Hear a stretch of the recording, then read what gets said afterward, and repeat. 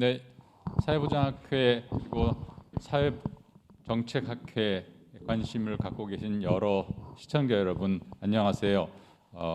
오늘 2021년도 사회정책연합학술대회의 사회보장학회 기획 세션 시작하도록 하겠습니다. 이번 기획 세션의 주제는 한국의 사회 서비스 그리고 보건의료 정책이 어디까지 왔고 또 어디로 앞으로 가야 하는가라고 하는 이런 주제를 갖고 좋은 토론과 좋은 발표와 토론을 하도록 하겠습니다. 오늘 우리 세션에서는 두 분의 발표를 해주시고요. 또 각 발표자에 대해서 두 분의 토론자들을 모셨는데요. 먼저 시작하기에 앞서서 간략하게 오늘 참여해주신 발표자와 토론자 소개해드리겠습니다. 먼저 첫 번째 발표는 오늘 첫 번째 발표를 맡은 사회 서비스 현황과 과제라고 하는 주제를 가지고 보건사회연구원의 박세경 박사님께서 발표를 해주시겠습니다. 제 오른쪽 제일 끝쪽에 앉아 계시죠. 박세경 박사님 나와주셔서 감사합니다. 네. 그리고 박세경 박사님의 토론에 대해서는 사회 서비스 중앙지원단의 부단장으로 계신 이대영 선생님 나와주셨습니다. 네, 감사합니다. 그리고 토론을 맡아주신 또 한 분의 토론자는 울산대학교의 주은수 교수님이신데요. 지금 사정이 있어서 조금 이따 줌으로 같이 저희하고 같이 논의를 해주시겠습니다. 자, 그러면 두 번째 발표는 보건의료 정책의 현재와 미래라고 하는 주제로 발표를 해주실 텐데요. 발표자는 건강보험연구원의 정현진 박사님입니다. 제 바로 왼쪽에 앉아 계시죠? 네, 감사합니다. 나와주셨습니다. 그리고 이 발표에 대해서는 두 분의 토론자가 계신데 먼저 인천연구원의 이용갑 박사님 먼저 소개해드리겠습니다. 제 왼쪽 끝쪽에 계시죠? 네, 감사합니다. 네. 그리고 조금 후에 이제 또 오시게 될 것 같아요. 또 서울대학교 보건대학원의 김홍수 박사님, 교수님 오실 텐데 또 다시 오시면 소개 잠깐 해드리겠습니다. 자, 그럼 시간이 굉장히 제한되어 있기 때문에 바로 발표를 시작하겠습니다. 발표가 끝나면 바로 토론을 하고 그렇게 방식으로 진행을 하도록 하죠. 자, 그러면 박세경 박사님 발표 부탁드릴까요?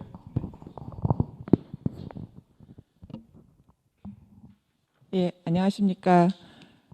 방금 소개받은 한국보건사회연구원 사회서비스정책연구실의 박세경입니다. 이번 사회정책연합학술대회 한국사회보장학회 기획세션에서 사회 서비스에 관한 현황과 앞으로의 미래 과제에 대해서 이야기할 수 있는 기회를 만들어 주신 것에 대해서 먼저 감사드리고요.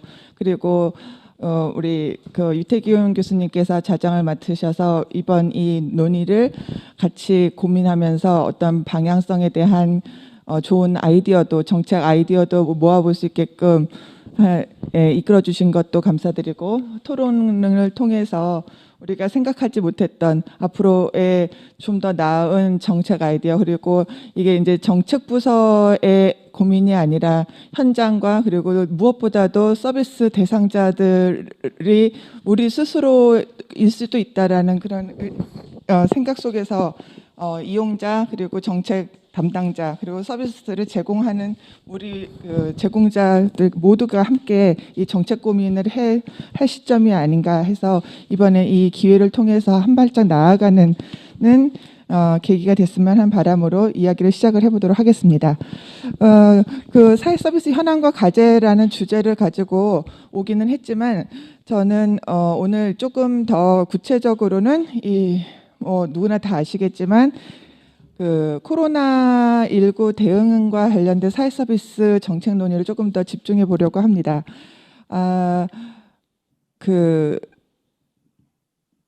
코로나19가 초기에 우리 사회, 한국 사회뿐만 아니라 전 세계에 미친 여파는 굉장히 충격적이었고 그리고 그것으로 인한 공포감이나 제도적인 그리고 정책적인 영향은 가히 상상을 초월한 것이었습니다. 그런데 벌써 이게 이렇게 이제 2년여 가까이 되면서 다소 무뎌진 감이 없지 않아 있으나 우리가 이것을 정책적으로 대응하고 앞으로 이것에 해결해 나가야 할 숙제는 사실 그닥 해결된 부분이 많지 않기 때문에 그 충격의 여파를 어떻게 우리가 해결해 나갈 것인가는 큰 과제로 남아 있습니다. 그런데 이 과정에서 특히 짚고 넘어가야 할 부분은 우리 일상 속에서 우리 국민들이 우리 일상 속에서 사회 서비스에 대해서 다시 한번 생각할 수 있는 계기를 가졌다는 부분은 굉장히 의미가 있지 않을까 싶습니다. 그래서 그 부분 과정에서 어떤 지점을 다시 한번 생각해보고 그걸 정책화할 것인가에 대해서도 같이 한번 고민해보는 계기 차원에서 오늘 이 사회 서비스의 현황과 그 추진 경과를 코로나19 대응 측면에서 조금 더 짚어보려고 하고요. 그리고 이 현황과 과제를 끄집어내는 데 있어서 원래 사회 서비스가 지향했던 정책 방향은 무엇인가도 한번 되짚어 보려고 합니다. 왜냐하면 사실 뭐 사회 서비스라는 것이 명시적으로 그리고 공론화되지 않았을 뿐이지 우리나라 사회복지 역사와 같이 해온 것은 틀림이 없습니다. 다만 우리나라 사회 서비스 정책이 공식적으로 명문화돼서 진행된 것은 그리 길지 않은 역사에 있기 때문에 그 과정에서 우리가 어떻게 정책화하였는지 그 방향성과 가치를 한번 짚어보는 시간을 잠깐 가져보려고 하고 올해 상반기에 중앙정부가 앞으로 사회 서비스는 어떻게 가야 할 것인지를 고민하는 시간을 가진 계기가 있었습니다. 그래서 그거를 오늘 이 자리를 빌어 학계에 계신 분들과 잠시 공유하는 시간을 갖고자 합니다. 그럼으로써 정부에서 고민하고 있는 앞으로의 사회 서비스 정책을 학계에 계신 분들께 공유드림으로써 이 계기가 학계나 아카데미아나 정책 분야에서 함께 더 나은 정책 방안을 마련하는 데 어떤 좋은 계기가 됐으면 하는 바람으로 오늘 제 발제를 준비를 했습니다.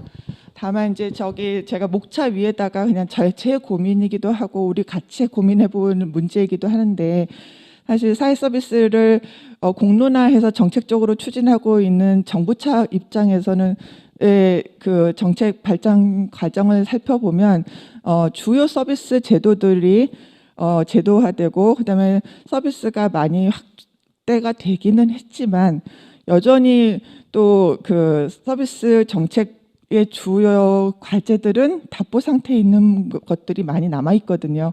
그래서 지금 이런 속도로 이런 수준으로 정책 논의가 이루어지게 된다면 과연 앞으로 늘어나는 그 서비스 수요, 서비스 욕구를 정부가 대응할 수 있을 것인가 이런 문제의식은 분명히 남아 있습니다. 그래서 지금까지의 정책 기획하고 정책 추진하는 이런 방식으로는 사실은 앞으로 변화하는 사회 환경 안에서 국민들의 서비스 욕구를 충족하는 데는 한계가 있을 것이다.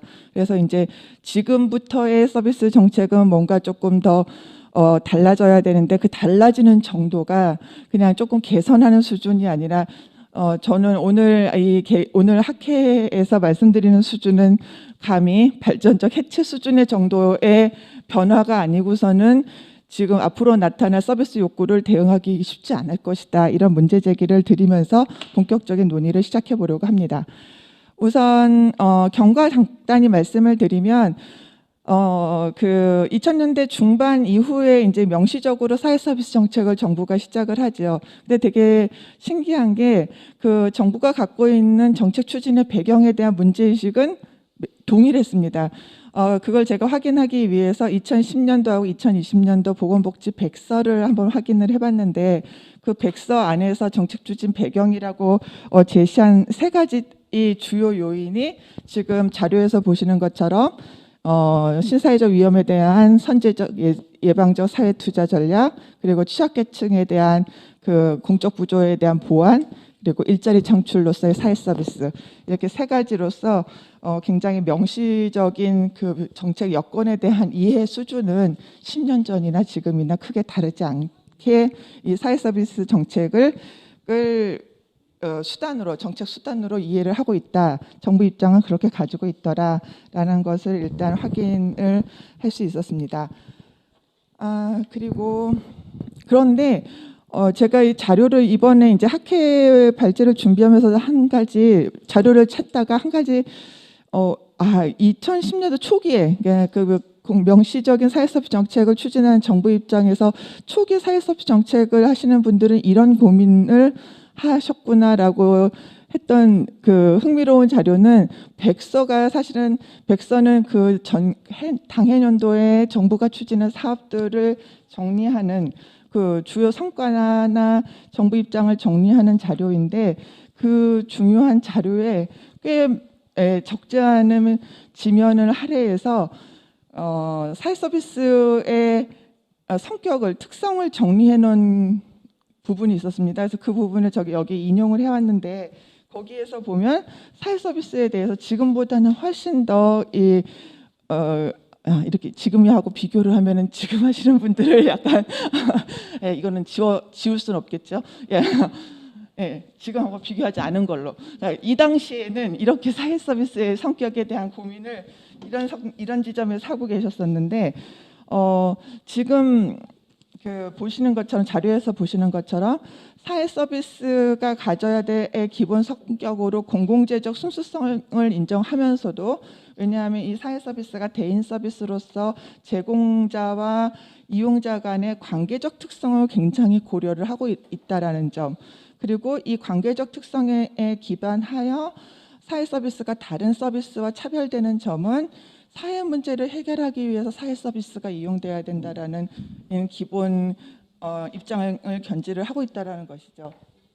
그래서 이 부분은 사실은 EU에서도 유럽연합에서도 사회서비스의 중요성을 갖고 사회서비스 분야에 대한 국가적 차원에서 그리고 유럽연합 차원에서도 투자의 중요성을 계속 얘기할 때 이야기하는 부분이 공익을 높이기 위해서 그 제너럴 인터레스트를 높이기 위해서라도 사회 서비스에 투자를 강조할 때 이 그 사회 문제 해결에 사회 서비스가 중요한 역할을 한다는 차원에서 강조를 하는데 이 지점에서 이 2010년도 사회 서비스 정책 추진하시는 분들은 그 부분에 대한 인지가 굉장히 높았던 것 같습니다. 뿐만 아니라 지금 이게 레이저가 네 번째 보시면은 초기 사회서비스 정책 추진 과정에서는 대상자가 규모가 특정 유보 대상에 한정될 수밖에는 없겠지만 결국에는 사회서비스는 보편적 시민 욕구로서 공급을 하는 것을 원칙으로 하고 그 과정에서 공공재적 성격을 갖게 된다. 그렇기 때문에 정부가 적극적으로 이 서비스의 제공 과정에 개입하고 그리고 그 적절한 서비스를 제공할 수 있도록 규제와 관리를 하는 역할을 담당하는 것이 마땅하다라고 인지를 하고 강조하시는 부분이 굉장히 의미가 있다고 생각이 됩니다. 그래서 이 사회 서비스에 대한 특징을 이렇게 인식을 하고 정책을 추진하려고 했다는 부분은 우리가 지금도 계속 중요한 사회 서비스 정책 추진의 기본 가치로 조금 더 이어질 필요가 있지 않을까 싶은 생각이 들었습니다. 그리고 그런 이러한 이제 사회 서비스에 대한 기본 성격을 전제로 하지만 잘 아시겠지만 사실 우리 한국에서 사회 서비스 정책이 공론화되기 시작한 출발은 사실은 일자리 정책으로서의 출발점이라는 부분이 더 컸고 굳이 이야기한다면은 일자리 창출과 서비스 확충을 동시에 추구할 수 있는 그 묘책으로 부상을 하게 되죠. 그래서 보시면 이 일자리 창출로서 그 노무현 정부 때 사회 서비스 정책이 처음 출발한 시점에서부터 그 박근혜 정부까지 사회 서비스 정책의 주요 정책 방향은 사실은 일자리 창출의 방점이 찍혀져 있었습니다.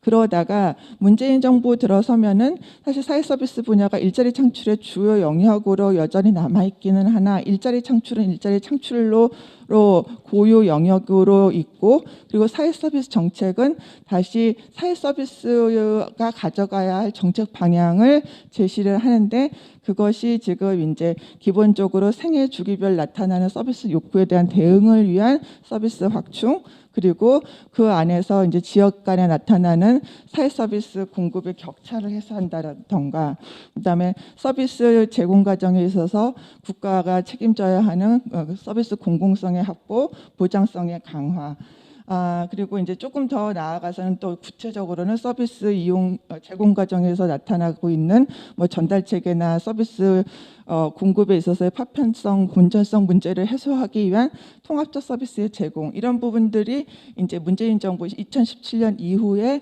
사회 서비스 정책의 주요 방향으로 등장을 했다고 보시면 되겠습니다.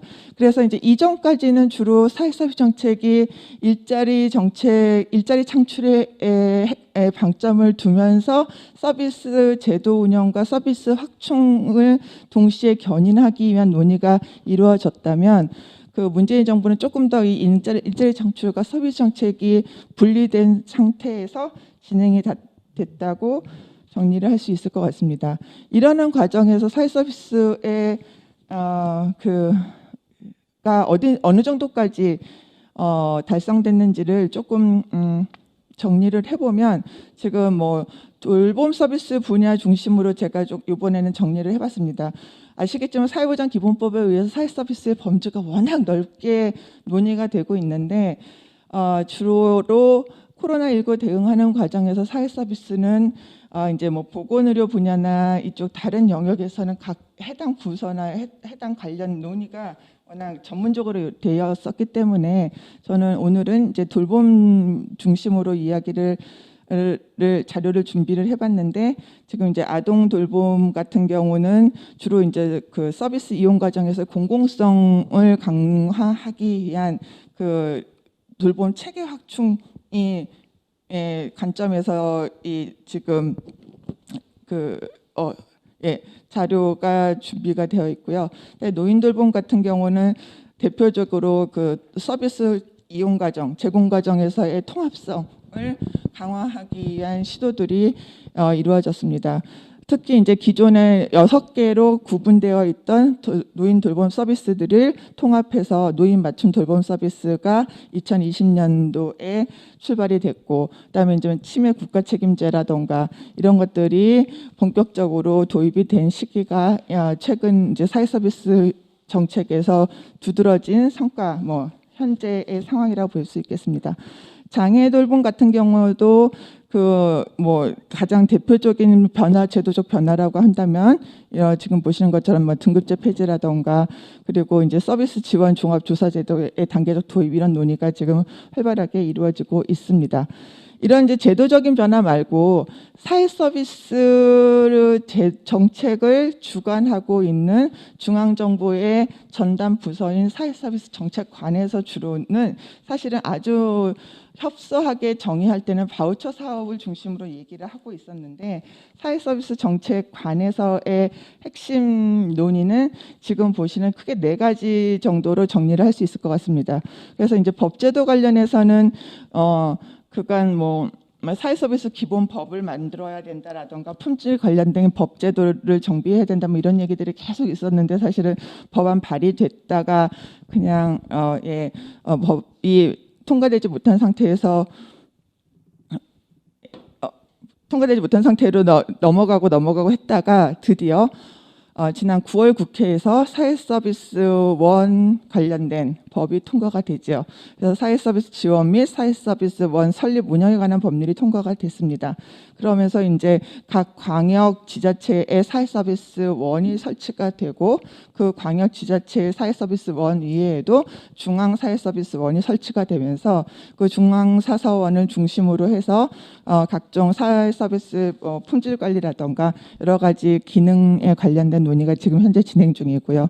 그다음에 이제 품질 관련된 그 전담 기구가 따로 없었기 때문에 지금까지는 여러 가지 방식으로 사회 서비스의 품질 관리 방식이 전개가 됐었는데, 이 부분도 이번에 이 법을 통해서 새로운 조직이 생기고 새로운 기구가 생기고 나면 어떤 방식으로 이제 품질 평가 제도가 정착이 될지 좀 더 지켜봐야 될 상황입니다. 그다음에 이제 바우처 사업 같은 경우는 잘 아시겠지만 우리나라 사회 서비스 제도가 이렇게 공론화되면서 정식으로 명시적으로 드러나면서 나타난 대표적인 사업인데, 지금 이제 제가 보기엔 오른쪽인데요. 자료 오른쪽에 표를 보시면, 표 1을 보시면 지금 현재 그 9대 전자바우처 사업의 규모를 보실 수 있습니다. 그 표 밑에 참고 보시면 처음에 바우처 사업이 시작할 때 2007년도 기준 자료로 보시면 제공기간 수만 보더라도 1,000개가 되지 않습니다. 그렇죠? 그 뭐 제공기간 G2 그 당시에는 지역사회 서비스 혁신 사업 이렇게 CSI라고 저희가 불렀던 것 같은데 그 사업의 제공기간 수로 봤을 때는 그 정도밖에 되지 않는 상태에서 지금 제공기간도 굉장히 많이 거의 10배 가까이 늘었고 제공 인력도 마찬가지로 많이 늘었습니다. 그래서 이 바우처 시스템이 그 서비스 제공 방식에서 있어서 굉장히 획기적인 변화를 추동하는 계기가 됐기도 했었고 일자리 사업도 마찬가지로 큰 변화를 보이고 있습니다. 그런데 지금 다음 자료를 하나 보시면 이렇게 이제 사회 서비스를 정책을 추진하는 과정에서 서비스 확충을 추동하고 제공기간도 많이 늘어나고 제공 인력을 통해서 일자리도 창출을 했지만 과연 이제 지금 정부에서 얘기하고 있는 서비스 공공성, 사회 서비스 제공하는 과정에서의 공공성 논의는 어떻게 이루어졌을까를 살펴보는 하나의 자료로 지금 제가 제시해드린 표 2와 그림 2를 보시면 자, 이 제공기관의 운영 주체가 상당수가 여전히 개인으로 남아 있습니다. 표 2는 2019년도 실시된 사회서비스 수요공급 실태조사에서 공급기관 조사에서 바우처 기간만을 조사를 한 건데요. 바우처 사업 수행기간 조사를 했을 때 지금 전체 1,100개 바우처 기관 중에서 거의 한 60% 가까이가 개인 사업자입니다. 근데 이 바우처 기간만 그런 게 아니라 그림 2를 보시면 이거는 이제 다른 서비스 영역, 노인복지, 아동복지, 장애인복지, 그리고 뭐 보육시설, 장기요양시설의 그 운영 주체를 개인, 지자체, 법인으로 구분해서 봤을 때 지금 자료에 보시는 제일 위에 회색이 개인입니다. 그러니까 우리나라 이게 뭐 공공성에 대한 논의도 사실은 이제 어떻게 정의하는가에 따라서 굉장히 달라질 수 있지만 우리나라 적어도 서비스 제공 기관의 운영 주체는 개인이 대부분 상당수를 차지하고 있다. 이 부분은 우리가 이제 굉장히 제가 20분만 발표하는 거였나 봐요. 30분이요? 20분이요? 또 시간이 이렇게 왔어요? 네. 저는 아직 본론 시작도 안 했는데 저보고 6분이 남았다고 그러셔서 그럼 빨리 그냥 이거 다 넘어가고요. 코로나 관련해서도 예, 그냥 막 넘어가야 되겠습니다. 자, 이것도 이거는 그 외국과 다른 흥미로운 건데 지역별 고용조사 자료랑 고용조사 자료를 분석해 보면. 전반적으로 코로나가 그 취업자 수 감소에 영향을 줬지만 저기 지금 빨간 표시는 부분 사회복지 영역, 서비스 영역은 증가했습니다. 약간. 그러니까 이 돌봄 분야에 있어서 돌봄 서비스 분야에 있어서 초기에 약간 그 사회적 거리두기나 감염의 위험 때문에 감소한 경향이 있기는 하였으나 바로 회복해서 이 분야에 있어서 이제 서비스의 필요성이라든지 이런 것들로 인해서 취업자 수가 다른 모든 영역에서 전전년 대비해서 감소했으나 이 영역에서는 증가했다라는 표를 보여드리는 거고 왼쪽 그래프는 사회서비스 일자리 사업 지금 문재인 정부가 당초에 뭐 34만 개 목표로 했던 거 그 일자리 사업 분석해 보면 저기 지금 바 그래프가 길게 나와 있는 저 그래프 영역이 바로 돌봄 및 요양 서비스 분야입니다. 그래서 극명하게 그 사회 서비스 중에서도 특히 이제 돌봄 분야에서 일자리 사업이 확충이 일어났다. 이거 보여드리는 거고. 그다음에 지금 그동안 쭉 지난 10년간 사회 서비스 정책을 추진하는 과정에서 사회 서비스가 사실은 복지 영역 중심으로 조그맣게 이루어지고 있는 게 아닌가 하는 의구심을 계속 끊임없이 갖고 계시고 여전히 아직도 바우처 사업 중심의 논의를 하시는 분들도 계시기는 하는데 이거는 우리나라 전체 사업체를 조사한 결과를 분석한 전국 사업체 조사 자료 분석해 보면 2008년 대비 2018년 10년 동안 전국 사업체에서 사회 서비스 사업체가 차지하는 비율 그다음에 전국 사업체에서 근로하는 종사자 비율을 각각 보시면 지금 2008년 대비 2018년 사이에 저렇게 꾸준히 증가하는 증가 경향을 확인하실 수 있습니다. 사회 서비스 분야가 결코 이렇게 특정 취약계층 대상의 아주 조그마한 무슨 복지 영역의 한 분야로 치부하기에는 이제 너무 큰 영역이 돼버렸다라는 거 일단 그냥 최소한 그 얘기를 꼭 말씀드리고 싶었고, 그다음에 이제 코로나 얘기한다고 그랬는데 뭐 시간이 이렇게 됐기 때문에 자세한 말씀은 못 드리고요. 정부가 이런 대응들을 막 하고 있었었는데 그럼에도 불구하고 굉장히 많이 쓰셨죠. 뭐 K 방역과 관련돼서 그리고 보건의료 분야에서도 그렇고 보건의료뿐만 아니라 돌봄 분야에서 그 엄청난 돌봄 대응도 그렇고 우리가 그동안 엄청 애를 썼었는데 누군가 그랬었죠.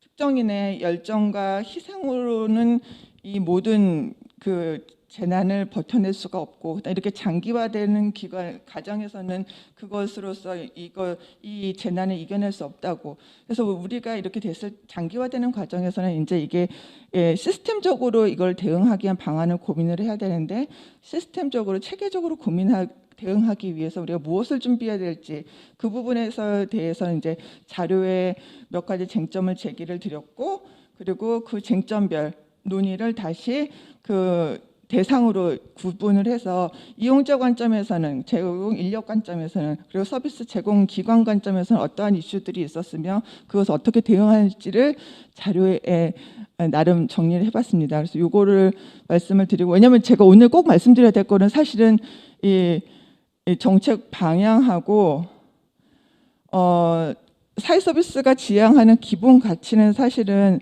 소득 보장만으로는 해결될 수 없는 그 문제들을 소득 보장과 균형을 맞추는 서비스 보장의 관점에서 이 보편적 서비스 욕구를 해소할 수 있기 위한 사회 서비스 정책의 필요성을 말씀을 드려야 해서, 그래서 제가 지금 급하게 일로 넘어왔습니다.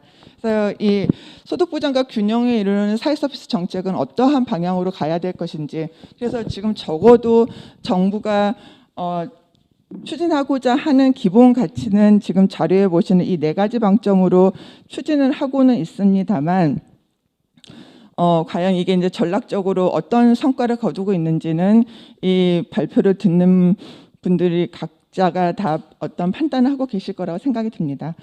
그런데 이제 아까 제가 모두에 말씀드렸던 것처럼 올해 상반기에 지금까지의 정책 성과는 뭐 냉정하게 여기까지 왔다라고 얘기를 하고 앞으로 그럼 어디로 가야 될 것인가에 대해서 조금 더 진지하게 고민을 해보자 해서 복지부가 연구 용역을 발주를 하고, 그리고 외부 전문가들이 총 4개 분과로 구성을 하여서, 그래서 서비스 공공성 강화, 그다음에 지역 중심의 서비스 육성 체계 강화, 그다음에 일자리 처우 개선, 그다음에 서비스 기반 혁신, 이렇게 4개 분과로 구성을 해서 앞으로 추진할 무작정 먼 미래, 먼 얘기가 아니라 당장 우리가 개선해야 될 서비스 정책 과제들을 도출하는 논의를 한 그 4개월 정도 운영을 했었고요. 그 논의는 사실 전문가들끼리만 모여서 진행을 한 게 아니라 각 분과별로 해당 담당 그 정책 부서하고 계속 논의하고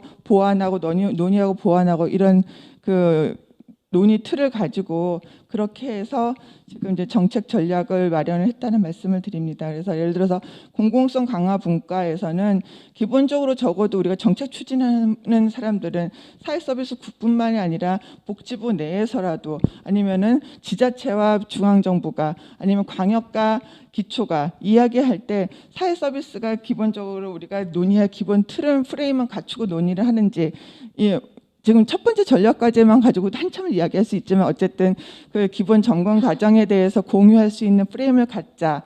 그 다음에 사회 서비스 원 중심으로 공영화 로드맵을 좀 가져보자. 그래서 공공성 강화에 대한 논의를 조금 더 구체적으로 시작을 했었고, 그 다음에 근거 기반 정책 추진 얘기 굉장히 많이 하는데 실체적인 근거를 갖지 못하고 있다. 그래서 이 근거 기반 정책 추진을 하기 위한 구체적인 논의를 1분과에서 제안을 드렸습니다.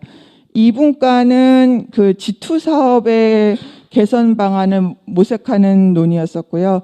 그래서 지금 G2가 여러 가지 지금 그 문제에 봉착해 있죠. 특히 이제 제공기관이나 제공인력들이 이제 이 사업의 미래 비전에 대해서 굉장히 고민이 많으신 걸로 알고 있는데, 이것을 타개하기 위해서 지금까지와는 전혀 다른 방식의 사업 운영이 필요하고, 그게 지역사회 중심으로 다른 사업과의 연계고리를 찾자.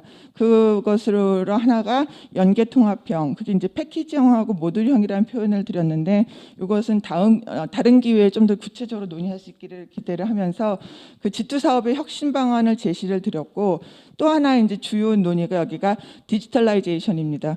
지금 이제 뭐 우리 코로나 때문에 비대면 서비스 굉장히 여러 번 말씀이 나왔지만, 사실 사회 서비스만큼 디지털라이제이션이 접목 분야에 고민이 필요한 분야가 없을 것 같은데, 그 얘기가 많이 안 돼서 그 얘기를 조금 했고, 이제 분과나 얘기도 굉장히 큰 주제죠. 그래서 그 얘기가 2분과에서 있었고, 3분과는 또 한 중요한 일자리 처우 개선 관련된 논의를 3분과에서 굉장히 디테일하게, 그래서 처우 개선, 그다음에 종사자의 임금뿐만이 아니라 근로자성을 보호하기 위한 보호 체계의 마련, 그리고 그 이 양성 과정에서 아시겠지만 이미 지금 돌봄 인력이 지금까지는 수요는 굉장히 빠르게 늘어나고 있는데 돌봄 인력 확보하는 게 쉽지가 않습니다. 그리고 돌봄 간병 인력, 돌봄 인력의 상당수가 이미 이주 노동자로 채워지고 있습니다. 과연 이것에 대해서 정부가 어떤 대책을 갖고 있는지, 앞으로 어떤 대책을 가질 것인지에 대한 방안 마련을 관련해서 자격 체계, 교육 훈련 체계, 보수 체계 이런 것들을 체계화할 것을 제안을 드린 게 이제 3분과의 전략 과제로 제시가 됐었고, 4분과는 이런 논의와 조금 결이 다르게 그 기반 혁신이라고 그래서 가격 정책, 품질 관리, 그리고 공급 주체의 육성, 그다음에 시장 플랫폼의 마련, 뭐 시장 경쟁의 공정 관리, 이런 얘기들을 말씀을 드렸습니다. 그럼에도 불구하고 사실 여기에 완전 새로운 과제를 제안드린 것은 아니었고요. 이 앞에 있는 정책 과제들은 마치 저희들이 과제 제안을 하면서도 사실 한편으로는 굉장히 마음이 무거웠던 게, 이게 답보 상태에 있는 사회 서비스 정책 분야에서 이게 이번에는 뭔가 달라질 수 있을까, 뭐 그런 생각을 한편에서는 계속 끊임없이 던지면서 제안을 드릴 수밖에 없었었고, 저도 또 다시 정리하면서 보니까 그런 문제가 있어서 지금 제가 여기 밑에 부제로 네버엔딩 퀘스트라고 했는데, 이 퀘스트라는 용어가 온라인 게임을 좀 하시면 게임 용어라고 합니다. 게임에서, 온라인 게임에서 게임 수행하는 사람한테 주어진 과제이고, 이 게임을 잘 달성하면 엄청난 보상이 주어지는, 그런데 사회 서비스 정책에서 이 과제를 달성을 하면 어떤 보상이 주어질까요? 그죠? 전 국민의 삶의 질이 엄청 높아지는 그런 뭐 너무나 당연한 보상이 주어질 텐데, 그 과제들을 몇 가지 소개를 드리면, 죄송합니다. 첫 번째는 정말 쉽지 않은 건데, 이미 이것도 많이 얘기된 것입니다만, 욕구 기반 서비스 이용 체계로 실질적 전환하자. 욕구 기반으로 가야 된다는 얘기도 너무 많이 나왔고요. 그리고 지금 이제 대부분의 복지 서비스나 우리 복지 제도가 소득 중심, 소득 기반으로 지원 대상자 선정해서 서비스 제공이 이루어지고 있는데, 이렇게 해서는 서비스 욕구를 충족시킬 수 없다. 욕구 기반으로 가자. 그러려면 당연히 서비스 총량이 확대가 돼야 되고, 서비스 다양화돼야 되고, 전문화돼야 됩니다. 그리고 그것을 할 수 있는 제공 인력이 엄청 양성이 돼야 되고, 그리고 이제는 저 취약계층에게 일부 그 사람을 수혜자로 주는 지원이 이런 게 아니라 이용할 수 있는 이용 체계를 만들어내야 되고, 그런데 이때 그 국가가 모든 걸 책임진다? 국가가 그 재정 부담을 다하면서 모든 전 국민에게 서비스 욕구를 충족시킨다는 건 현실적으로 불가능하다는 건 이제 모두 다 아는 상황이 됐지 않았습니까? 그러면 전 국민이 서비스 욕구를 충족하면서 삶의 질을 높이고 행복하게 살 수 있게끔 하기 위한 방법은 뭘까? 바로 저는 그것이 이제 취약계층에 대해서 서비스 이용은 국가가 당연히 책임을 갖는다. 국가 책임성을 명확하게 드러내면서 동시에 한편에서는 소득계층별로 양질의 서비스를 제시하고 그것에 대해서 이용료의 소득 수준에 따른 차등 분담 방안에 대해서는 이제 공식적으로 공론화해서 이야기를 할 시점이 되지 않았나. 그렇지 않고서는 서비스를 제대로 이용할 수 있는 체계를 만들어낼 수가 없다고 생각이 들고요. 그때 그 이용 분담 체계가 마련되는 과정에서 서비스의 품질에 대해서 국가는 그 역할을 제대로 할 수 있어야 되는 거죠. 네, 그래서 그 욕구 기반 서비스 이용 체계를 전환 얘기 이거 여기서도 할 얘기 많지만 일단은 그렇고, 그다음에 이제 아까 이제 서비스는 대인 서비스이기 때문에 아무리 로봇이 이걸 대체한다고 하더라도 완전 대체까지는 아직도 시간이 좀 걸려서. 그런데 돌봄만 보더라도 지금 베이비 부머가 2021년인가에 노인이 됐죠. 이 베이비 부머가 후기 고령기 되는 시점이 2035년인가 그렇다고 그러거든요. 그러니까 베이비 부모가 85세 되는 순간부터 그 사람들의 돌봄 욕구는 어마어마해질 것이고, 근데 이 사람들의 노인기 특성은 이전 세대, 지금 우리가 소위 노인 세대라고 얘기하는 세대랑 분명히 다를 것이고 돌봄 욕구도 완전히 다를 건데, 그러면 그때 어떻게 돌봄에 대응할 것인가? 대책이 없잖아요. 그럴 때 돌봄 노동자들, 돌봄 제공 인력에 대한 중장기적인 플랜은 어떻게 마련되어 있나, 그 부분에 대한 고민이 조금 더 구체적이어야 되는데, 그 고용 상태, 처우, 권익 보호 이런 부분들, 그리고 돌봄 제공 인력들이 무엇보다 처우나 근로자성만큼이나 중요하게 생각하는 거, 이 일을 나의 평생 직업으로 가져갈 수 있을 것인가에 대한 고민, 그 고민을 인력 정책 안에서 충분히 담아낼 수 있어야 된다고 생각이 되고요. 그리고 최근에 우리는 아직 사회 서비스의 품질을 이야기할 때가 아니다. 총량 자체가 너무 부족하니까. 네, 자꾸 또 뭐 쓰셨어요? 네, 마무리하겠습니다. 최근에 총량 자체가 너무 부족하니까 품질 얘기하지 말고 일단 총량부터 늘리자는 말씀도 주시긴 했는데, 저는 양 어느 정도 확보하고 나서 품질 얘기하면 그때는 이미 늦지 않았나 싶습니다. 서비스는 그냥 서비스 자체로서 우리가 품질에 대한 어떤 체계를 갖추는 게 맞다고 생각이 들고요.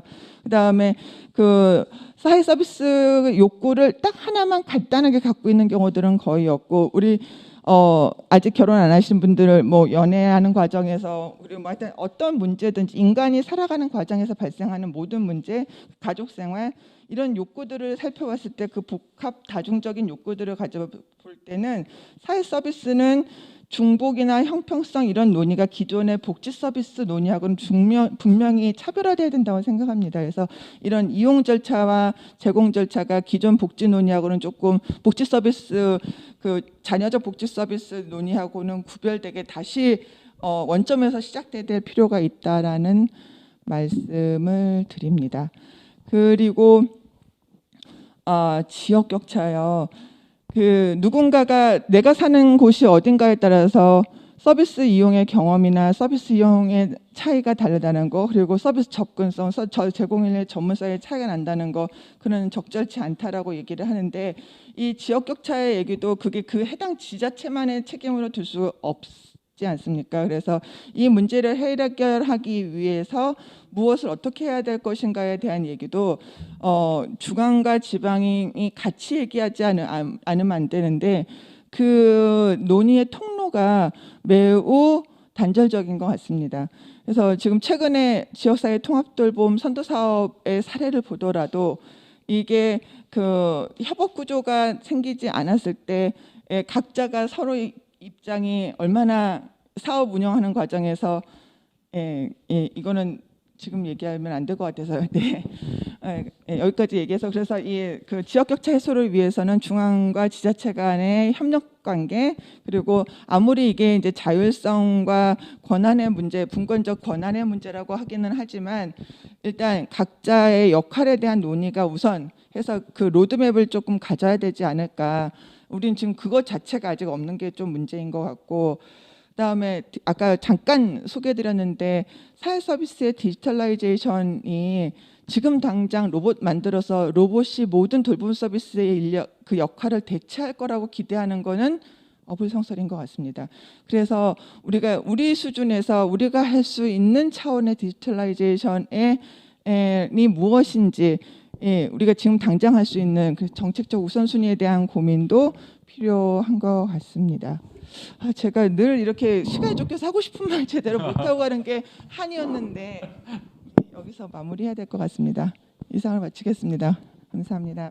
네, 박세경 박사님 감사합니다. 이 준비하신 자료의 내용이 사실 이게 원문을 받아보면 굉장히 많아요. 그리고 그 내용들이 굉장히 다 중요한 내용이기 때문에 시간을 충분히 드렸으면 참 좋았을 텐데 어찌 되었든 어쨌든 잘 마무리를 해주셨습니다. 자, 그럼 바로 이어서 그러면 이대영 선생님께 토론 부탁드리겠습니다.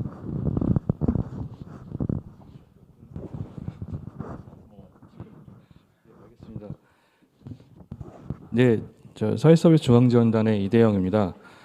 일단은 박세영 박사님 발표 내용을 보면서 받았던 첫 번째 인상은 굉장히 이제 사회서비스와 관련된 깊은 통찰력과 거기에 따른 많은 애정이 넘쳐나는 자료여서 보면서도 되게 이제 반갑고 기쁘기도 했습니다. 한편으로는 이제 뒷부분에 나와 있는 여러 가지 이제 어려움들을 같이 고민해 주시는 부분들에 대해서도 깊이 공감을 하고 이 부분에 대한 이제 고민들이 계속 많아질 것 같다는 생각이 들어서 저는 토론보다는 여러 가지 좀 이제 박사님 말씀하신 내용들 중에서 좀 첨언할 수 있는 부분들 중심으로 말씀을 드려보도록 하겠습니다. 이제 발제문 첫 페이지에 이제 여기 이제 발전적 해체 수준의 변화라고 이제 말씀을 해주셨는데 굉장히 이제 의미 있는 지적이시라고 생각이 됩니다. 근데 이제 한편으로는 걱정스러운 부분들이 지금 이제 사회 서비스와 관련된 최근의 논의들이 이제 어떤 현실적인 부분들 그리고 필요한 어떤 사회적인 과제, 그러니까 국가적인 과제, 시대적인 과제라기보다는 굉장히 지역적인 정치적인 이제 흐름으로 남겨져 있어서 그런 부분들은 무시할 수 없는 상황이긴 한 것 같고요. 그렇기 때문에 여기 발전적인 해체라는 수준에 대한 이해도 앞부분에 발전적이라는 걸 빼고 해체라는 부분에 집중을 해버리면 굉장히 이제 다양한 이제 이해 당사자들의 이제 반감을 불러일으킬 수 있을 것 같아서 조금 더 이제 깊은 이제 우리 고민이 필요하지 않을까라는 생각이 들었습니다. 그리고 박사님께서 이제 좀 하시고 싶어졌던 말씀 중에 좀 못하셨던 부분이 코로나19와 관련된 사회 서비스의 내용들이 있을 것 같은데요. 이 부분은 제가 이제 토론보다는 조금 첨언을 드리는 부분들로 말씀을 드려보도록 하겠습니다. 이제 저희가 이제 코로나19라는 상황을 이제 처음 이렇게 사회적으로 이제 좀 경험을 없던 상황이다 보니까 1차 대유행 당시에 이제 특히 대구에 굉장한 많은 확진자들이 발생하면서 지역사회 내에서 이제 그걸 어떻게 해결할지에 대한 많은 고민들이 있었던 것 같습니다. 근데 뭐 다행인지 아니면 우연인지 모르겠지만 그 시점에 이제 대구 사회서비스원이라는 기관이 이제 설립이 되어 있었고 대구의 상황에서는 그런 여러 가지 이제 코로나19 확진자들을 케어하고 돌봄 공격을 이제 좀 해소하기 위한 차원에서 여러 가지 고민하다가 이제 대구시 사회서비스원을 중심으로 그런 돌봄을 지원하는 역할들을 하게 된 거고요. 물론 이게 이제 평가는 좀 후에 좀 진행이 돼 봐야 알겠지만 어떤 정책적인 준비라기보다는 현재 상황에서는 지역의 어떤 그런 선택적인 상황들로 인해서 뭐 우연에 가깝게 좀 진행이 됐다라고도 이제 볼 수가 있을 것 같습니다. 그렇게 이제 좀 대구시 사회서비스를 중심으로 코로나19와 관련된 어떤 그런 그 돌봄 공백을 해소하기 위한 노력들을 하다 보니까 그 몇 개월의 과정, 지금도 이제 진행이 되고 있는 상황들이 하지만 그 과정들에서 봤을 때는 사회 서비스가 가지고 있는 굉장히 많은 문제들이 이제 표면화됐다라고 볼 수가 있을 것 같습니다.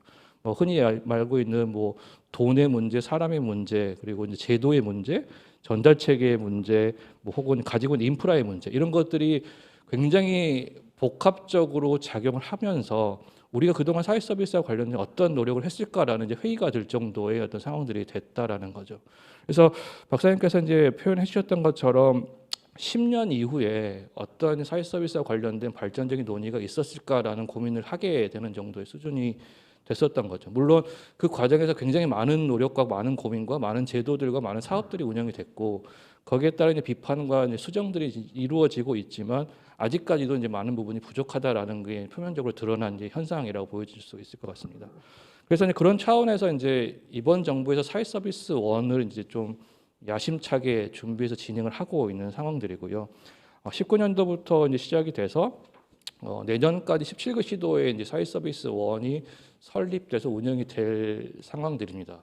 그 과정에서 이제 어려운 과정을 겪긴 했지만 관련된 법이 통과가 됐고 그 법으로 인해서 이제 박사님 자료에도 있지만 좀 사회 서비스와 관련된 굵직굵직한 법이 이제 굉장히 오랜 시간이 지났지만 또 이 법이 만들어지는 과정도 쉽지 않았지만 또 이제 시행이 되는 상황이어서 그 법에 따른 이제 국가와 지자체의 어떤 사회 서비스에 대한 책임 그리고 이제 사회 서비스를 공공에서 제공하기 위한 여러 가지 노력들 그리고 또 하나의 좀 중요한 부분들은 이제 사회 서비스와 관련된 제도 부분에서 이용자와 종사자의 어떤 그런 처우 개선이나 권익 보호 이런 부분까지를 포함하고 있다는 것들이 앞으로의 이제 발전 전망들을 좀 해볼 수 있는 여지가 있지 않는가. 또 품질 관리에 대한 부분들도 명시적으로 들어가 있는 부분들이어서 조금 더 이제 그동안 좀 답보 상태에 있었던 논의들을 좀 촉발시킬 수 있는 기회가 되지 않을까라는 생각들을 하고 있습니다. 그리고 이제 사회 서비스의 공공성과 관련된 부분들에서도 이제 조금 더 저희가 조금 더 심도 깊게 좀 보는 부분들이 더 필요하지 않을까라는 생각이 들어 봅니다. 그러니까 아까 이제 표에서 말씀해 주시고 이제 시간 관계상 넘어가신 부분들도 있으신데 지금 사회복지와 사회 서비스와 관련된 제공기관들이 민간 중심으로 운영이 되고 있기 때문에 나타나는 문제들이 많다라는 것까지는 기존의 논의들이었는데 거기서 조금 더 디테일하게 들어갔을 경우에 결국 사회 서비스와 관련된 여러 가지 재원들은 개인의 어떤 재원이라기보다는 공공의 재원이 들어가는 부분들이기 때문에 어떻게 보면은 사회 서비스 제공 기관의 성격들은 준 공공의 성격들을 이미 가지고 있다라고 볼 수가 있을 것 같습니다. 다만 그걸 운영하는 주체 입장에서 그게 개인이냐 공공이냐 혹은 비영리 민간이냐 비영리 뭐 영리 영역이냐 이렇게 나눠볼 수가 있을 것 같습니다. 근데 그런 부분들에서 그 공공의 재원을 어느 정도 활용하는 제공 주체들이 얼만큼의 공공성을 확보한 상태에서 운영이 가능할지 이런 부분들을 제도적으로 얼만큼 지원할 수 있을지 이런 부분들이 조금 더 심도 깊게 논의가 돼야 될 것 같고요. 저도 이제 마무리를 이제 드려보면 이제 박사님께서 조금 더 할애해 주신 부분들이 디지털라이제이션인 부분인 것 같습니다. 저는 이 부분에서 조금 이제 쟁점이 있다라고 생각이 됩니다. 그러니까 사회 서비스 원도 최근에 이제 여러 가지 이제 디지털 기계들을 활용해서 돌봄을 지원하고 돌봄을 어떻게 핵심적인 영역으로 진출하고자 하는 노력들을 굉장히 많이 하고 있습니다. 예를 들어서 AI 스피커들을 독거노인 가정에 보급해서 그분들의 어떤 케어들을 지원하는 이런 보조적인 역할로서 활용을 하고 있는데 조금 우려스러운 부분들 중에 하나가 아까도 말씀드린 것처럼 사회 서비스와 관련된 논의들이 굉장히 오랜 시간 진행이 되어 왔지만 답보 상태에 있는 부분들이고 뭔가 이제 시급하거나 좀 조급해지는 상황에서 우리가 정책적으로 뭔가 효과를 내야 되는 상황이다 보면 이것들을 쉽게 이제 기술적인 부분들로 접합해서 진행을 할 수밖에 없을 거라고 보여집니다. 근데 다만 이제 그 기술적인 우리가 지금 개발되어 있는 여러 가지 인공지능이나 뭐 AI 기반의 어떤 그런 기술적인 노력들이 사회 서비스를 분명히 이제 발전시키고 획기적으로 도움이 될 수 있는 상황이라고는 보여지지만 그 부분들에 따른 여러 가지 이제 부수적인 재반 비용들 이런 부분들이 이제 소위 얘기해서 배보다 배꼽이 더 커질 수 있는 상황들이 발생할 수 있기 때문에 이런 부분을 조금 염두를 해두고 좀 다가가지 않아야 될까라는 생각이 들고요. 마지막으로 이제 말씀 이제 하고 정리를 드리겠습니다만은 결국에는 이제 사회 서비스에 관련된 부분들에서 중요한 것들이 인력과 관련된 부분들인데요. 근데 사회 서비스 원도 지금 이제 운영을 함에 있어서 종사자들에 대한 어떤 그 처우 개선이나 종사자들의 근로자성을 판단하는 부분들 그리고 이분들이 그동안 가지고 있었던 그런 이제 근로 체계 내에서 이걸 어떻게끔 좀 활용할 수 있을까 더 개선시킬 수 있을까 고민되는 부분이라고 생각을 합니다. 극단적인 예로 이제 저희가 코로나 상황과 관련된 부분들에서 좀 여러 가지 어려움들이 있었지만 저희가 소방공무원들의 사례들을 좀 볼 수 있을 것 같아요. 그 응급체계 내에서 소방공무원들이 그동안 가지고 있었던 어떤 지위라든지 입장들 이런 부분들이 과거에 이제 뭐 고성 산불이 났을 때 소방차가 일률적으로 출동하면서 굉장히 드라마틱하게 보여지면서 이분들의 필요성들이 느껴졌던 것처럼 코로나19와 같은 이제 그런 사회적인 상황들을 통해서 돌봄 인력에 대한 어떤 새로운 환기, 그분들에 대한 필요성 이런 부분들이 좀 제기가 되고는 있는데 그 이후에 이 부분들을 어떻게 좀 개선해 나갈지에 대한 부분들이 앞으로 좀 많이 개선이 되고 고민해봐야 되는 지점이라고 생각이 됩니다. 예, 이상으로 마치도록 하겠습니다. 네, 감사합니다. 두 번째 토론자이신 주은수 교수님, 혹시 줌이 연결이 됐으면 바로 시작하도록 할까요? 네.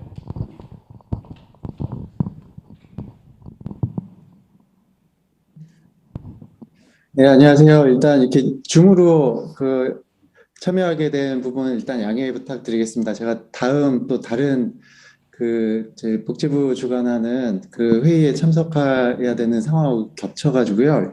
일단 줌으로 참여하게 됐습니다. 오늘 박세균 박사님 발제해 주셨는데 발제 준비해 주신 내용에 앞서 저희 유태균 교수님께서도 말씀해 주셨지만 많은 내용을 담고 있는 것 같습니다. 그러니까 오랫동안 관여하고 계셔서 고민하고 계신 부분들이 많고 그동안에 쌓여있는 고민부터 해서 지금 코로나 이후에 새롭게 또 부각되고 있는 문제에 대한 고민들도 같이 심도 있게 하고 계시다 보니 많은 말씀을 하고 싶으셨던 것 같습니다. 시간이 제가 많지 않아서 저는 뭐 최근에 코로나 이후에 새롭게 대두되는 과제들 그런 부분에 대한 논의는 조금 접어두고요. 그동안 오랫동안 묵혀왔었던 계속해서 회자되어 왔었던 고민에 대해서 좀 더 말씀을 드려보도록 하겠습니다. 사실 박사님께서 이 제목으로 이렇게 선택해 주신 이 타이틀이 너무 저한테는 공감도 많이 되고 이렇게 마음에 와닿는데요. 경로 의존성을 탈피해서 해체 수준의 변화를 어떻게 도모할 수 있을까라는 질문을 던져주셨는데 이 안에는 지금까지 흘러왔는데 여러 가지 현실적인 이유로 문제점을 인식하지 못한 것은 아니지만 그거를 어떻게 성공적으로 해결하지는 못하고 계속 끌고 온 아니면 이렇게 같이 그냥 존재해서 왔었던 그런 문제들을 인지하고 계신 부분들이 이 앞쪽에 담겨 있다라고 저는 느꼈고요. 그런 해법은 사실 되게 마이너한 수준의 변화를 통해서 이걸 해결하기는 쉽지 않겠다라는 나름의 진단이 그 뒤쪽의 질문에 담겨 있다라고 저는 해석을 했습니다. 그래서 그런 부분에 대해서 저도 상당 부분 공감하는 부분이 있고요. 그럼 어떤 부분의 경로 의존성을 해결하고 싶은 것일까? 아까 말씀하신 것처럼 모두에 말씀하신 것처럼 사회서비스 정책은 사실 뭐 일자리 정책과 서비스 정책이 이 두 마리 토끼를 같이 한번 잡아보겠다라는 그런 되게 도전적인 미션을 가지고 시작했다고 볼 수 있는데 사실 현실은 이 두 마리 토끼를 다 성공적으로 잡고 있다라고 확언하기 어려운 상황인 것 같습니다. 일자리나 서비스 공급이나 전체적인 총량이 늘어난 것은 틀림이 없는데 투입이 증가했기 때문에 총량이 늘어난 것은 뭐 어떻게 보면 자연스러운 상황이라고 볼 수도 있을 것 같고요. 그런데 이제 내용적인 걸 보면 불안정한 일자리가 많이 늘었고 저임금 불안정한 일자리가 많이 늘어난 것일 수 있고 서비스의 총량도 늘어나기는 했지만 이 늘어난 총량이 기존의 서비스와의 차별성이나 아니면 질적 수준에 있어서의 한 단계 업그레이드 되고 있다거나 이런 부분에 있어서는 여전히 이렇게 긍정적인 피드백을 하기 쉽지 않은 주저함을 갖게 하는 그런 상황에 있는 것 같습니다. 몇 가지 관련해서 이런 경로 의존성, 제가 이제 주목하고 있는 경로 의존성 아니면 계속해서 지속되고 있는, 해결되지 못하고 있는 그런 문제점이라고 말씀드릴 수 있을 것 같은데, 여기에서 뭐 조금 더 추가해서 박 박사님 말씀하신 부분이 지역 간 격차 어떻게 해결할까, 뭐 이런 것도 이제 계속해서 제기되고 있는 회자되는 질문거리다라고 말씀을 해주셨었는데 일단 간단하게 이 부분에 대해서는 저는 지역 간의 격차는 이거는 반드시 겪고 넘어가야 되는 그런 숙제 같은 문제라고 생각합니다. 그래서 이 지역 간의 특성을 고려해서 차별화된 정책들을 수행하는 것을 추구하다 보면 지역 간의 편차는 자연스럽게 생길 수밖에 없는 것이고 그런 부분이 왜 저쪽은 이런 것들을 해주는데 우리는 해주지 않느냐라는 그런 불만들이 어느 정도 좀 높아지는 수준까지 와야 거기에 더 민감하게 정책이 반응할 수 있을 거라고 저는 보기 때문에 이 부분은 부정적으로 볼 부분은 아니다. 이게 당연하고 개입이 필요 없는 상황은 아니지만 이런 부분이 어느 정도 수준까지 이런 문제들이 좀 나타나 줘야 그 다음에 더 좋은 대안들을 찾아갈 수 있다라고 보고 좀 자연스러운 과정이라고 저는 생각을 합니다. 서비스 관련돼서 그 말씀드렸던 뭐 질적 수준이나 뭐 일자리 정책까지는 모르겠습니다. 근데 일단 서비스 공급 측면에 있어서 질적인 수준에 있어서 아니면 내용적인 측면에 있어서 어떤 부분들을 우리가 또 고민해야 될 것인가 관련해서 제가 제일 중요하다라고 생각되는 그런 숙제는 우리가 풀어야 될 숙제라고 생각되는 부분은 지금 총량들은 늘어나고 있고 공급의 방식도 기존의 보조금과 위탁 방식을 통한 뭐 대표적인 사회복지 서비스 공급 기관들이죠. 뭐 복지관을 비롯해서 그 전통적인 대표적인 기관들을 통한 서비스 공급이 한 축이 있고 바우처 방식을 통한 또 공급이 한 축이 있는데 어떤 서비스 혹은 어떤 대상은 어떤 방식으로 접근하는 것이 더 좋겠다라는 것이 충분하게 논의되고 거기서 어떤 합의점을 찾아서 이렇게 제공됐다기보다는 바우처 방식을 통해서 뭔가 좀 전체적인 총량을 빠르고 다양하게 확대해 보겠다라는 그런 문제의식이 더 많이 작용을 해서 이런 상황을 우리가 지금 갖고 있는 게 아닌가 싶습니다. 그래서 지금 대상과 내용을 좀 고려해서 공급 방식을 전체적으로 좀 재정비하는 논의가 좀 이루어져야 되지 않을까라는 생각을 하고요. 그런 고민을 하게 되는 이유는 사실 이용자 측면에서는 뭐 보조금 방식과 바우처 방식의 차별성이 사실 그렇게 크지 않거든요. 체감할 수 있는 가장 큰 차이는 본인 부담금의 차이일 수 있고 물론 공급 기관들이 더 다양해지고 내용도 다양해지고 한 측면은 있지만 안으로 들어가서 보면 사실 비슷한 서비스들이 보조금을 받고 운영하는 기관에서도 비슷한 서비스들을 많이 하고 있어서 이 완벽하게 차별화되어 있지 않은 것 같습니다. 그 부분에 대한 정리가 좀 필요한 것 같습니다. 질적인 부분에서 이 질을 어떻게 담보할 거냐도 되게 중요한 숙제인데 그 질을 담보하기 위해서 이런저런 시도를 많이 하고 있지만 사실 바우처를 통한 방식은 이용자의 선택을 통해서 자연적으로 질 관리가 되도록 하겠다라는 의도가 있다고 볼 수 있는데 실제 현장은 그런 의도가 작동하기에 적절하지 않은 수준으로 공급이 이루어지고 있는 것 같습니다. 사실상 독과점과 같은 형태의 어떤 서비스 분야와 대상을 특정하게 되면 관련된 서비스를 제공하는 있는 기관들이 많지 않기 때문에 이용자 입장에서는 다양한 선택권이 그렇게 많이 확보되어 있지 않은 상황이고 그런 상황에서 시장 시스템을 통한 질 관리는 사실 어려울 수밖에 없다라고 생각이 됩니다.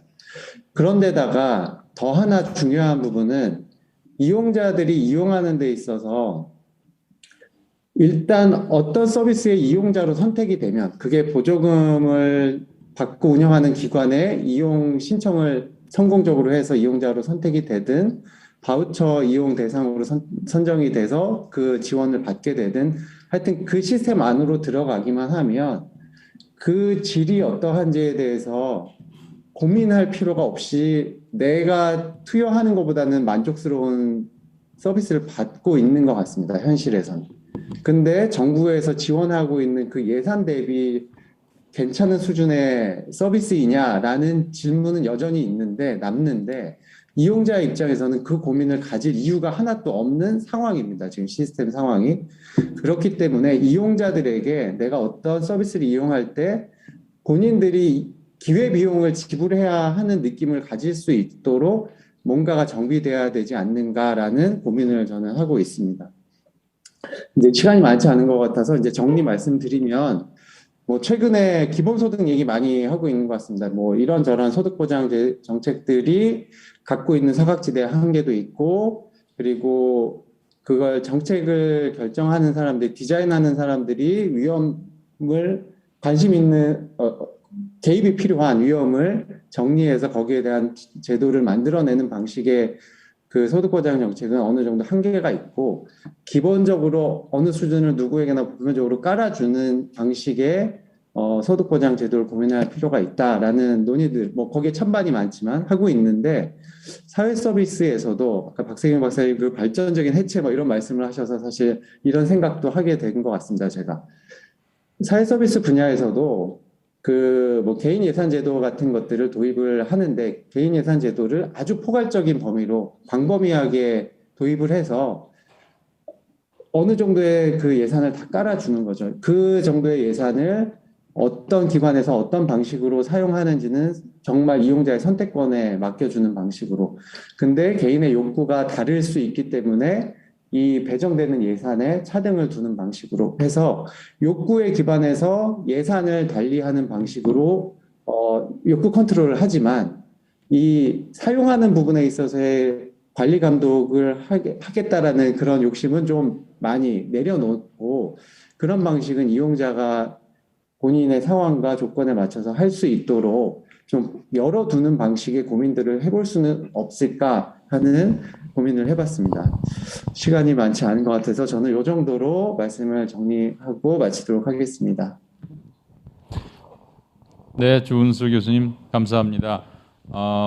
첫 번째 발표 사회서비스 현황과 과제, 생각해야 될 것들이 굉장히 많은 주제이죠. 네, 다시 한번 좋은 발표와 토론해 주신 세 분 선생님께 감사하다는 말씀드리겠습니다. 바로 이어서 그러면 두 번째 보건의료 정책의 현재와 미래라는 주제로 그럼 이제 정현진 목사님께 마이크 넘겨드리겠습니다. 네, 방금 소개받은 건강보험연구원 정현진입니다. 제가 제목이 좀 많이 부담스러운 거여서 제가 이해할 수 있는 수준으로 보건의료 정책의 현재 그리고 앞으로 추구해야 될 과제에 대해서 좀 몇 가지로 정리를 했습니다. 자료 구성은 이렇게 목차가 있지만 사실은 제가 정리한 내용에 대해서 과거와 현재 그리고 앞으로에 대한 방향성을 제시하는 그런 식으로 되어 있습니다. 먼저 한국 보건의료 체계에 대해서 말씀을 드리면 약간 교과서적이긴 하지만 일단 체계라고 하는 것은 보건의료이기 때문에 건강 수준을 향상시키거나 유지하는 데 필요한 그런 모든 활동들을 얘기를 하고, 우리가 정책이라고 한다면은 이러한 건강 수준의 달성, 증진을 위해서 필요한 정부가 여러 가지 정책적인 수단을 동원하는 것들을 얘기를 하는 것이죠. 그래서 궁극적으로 본다면은 건강 보장이 목표라고 할 수 있습니다.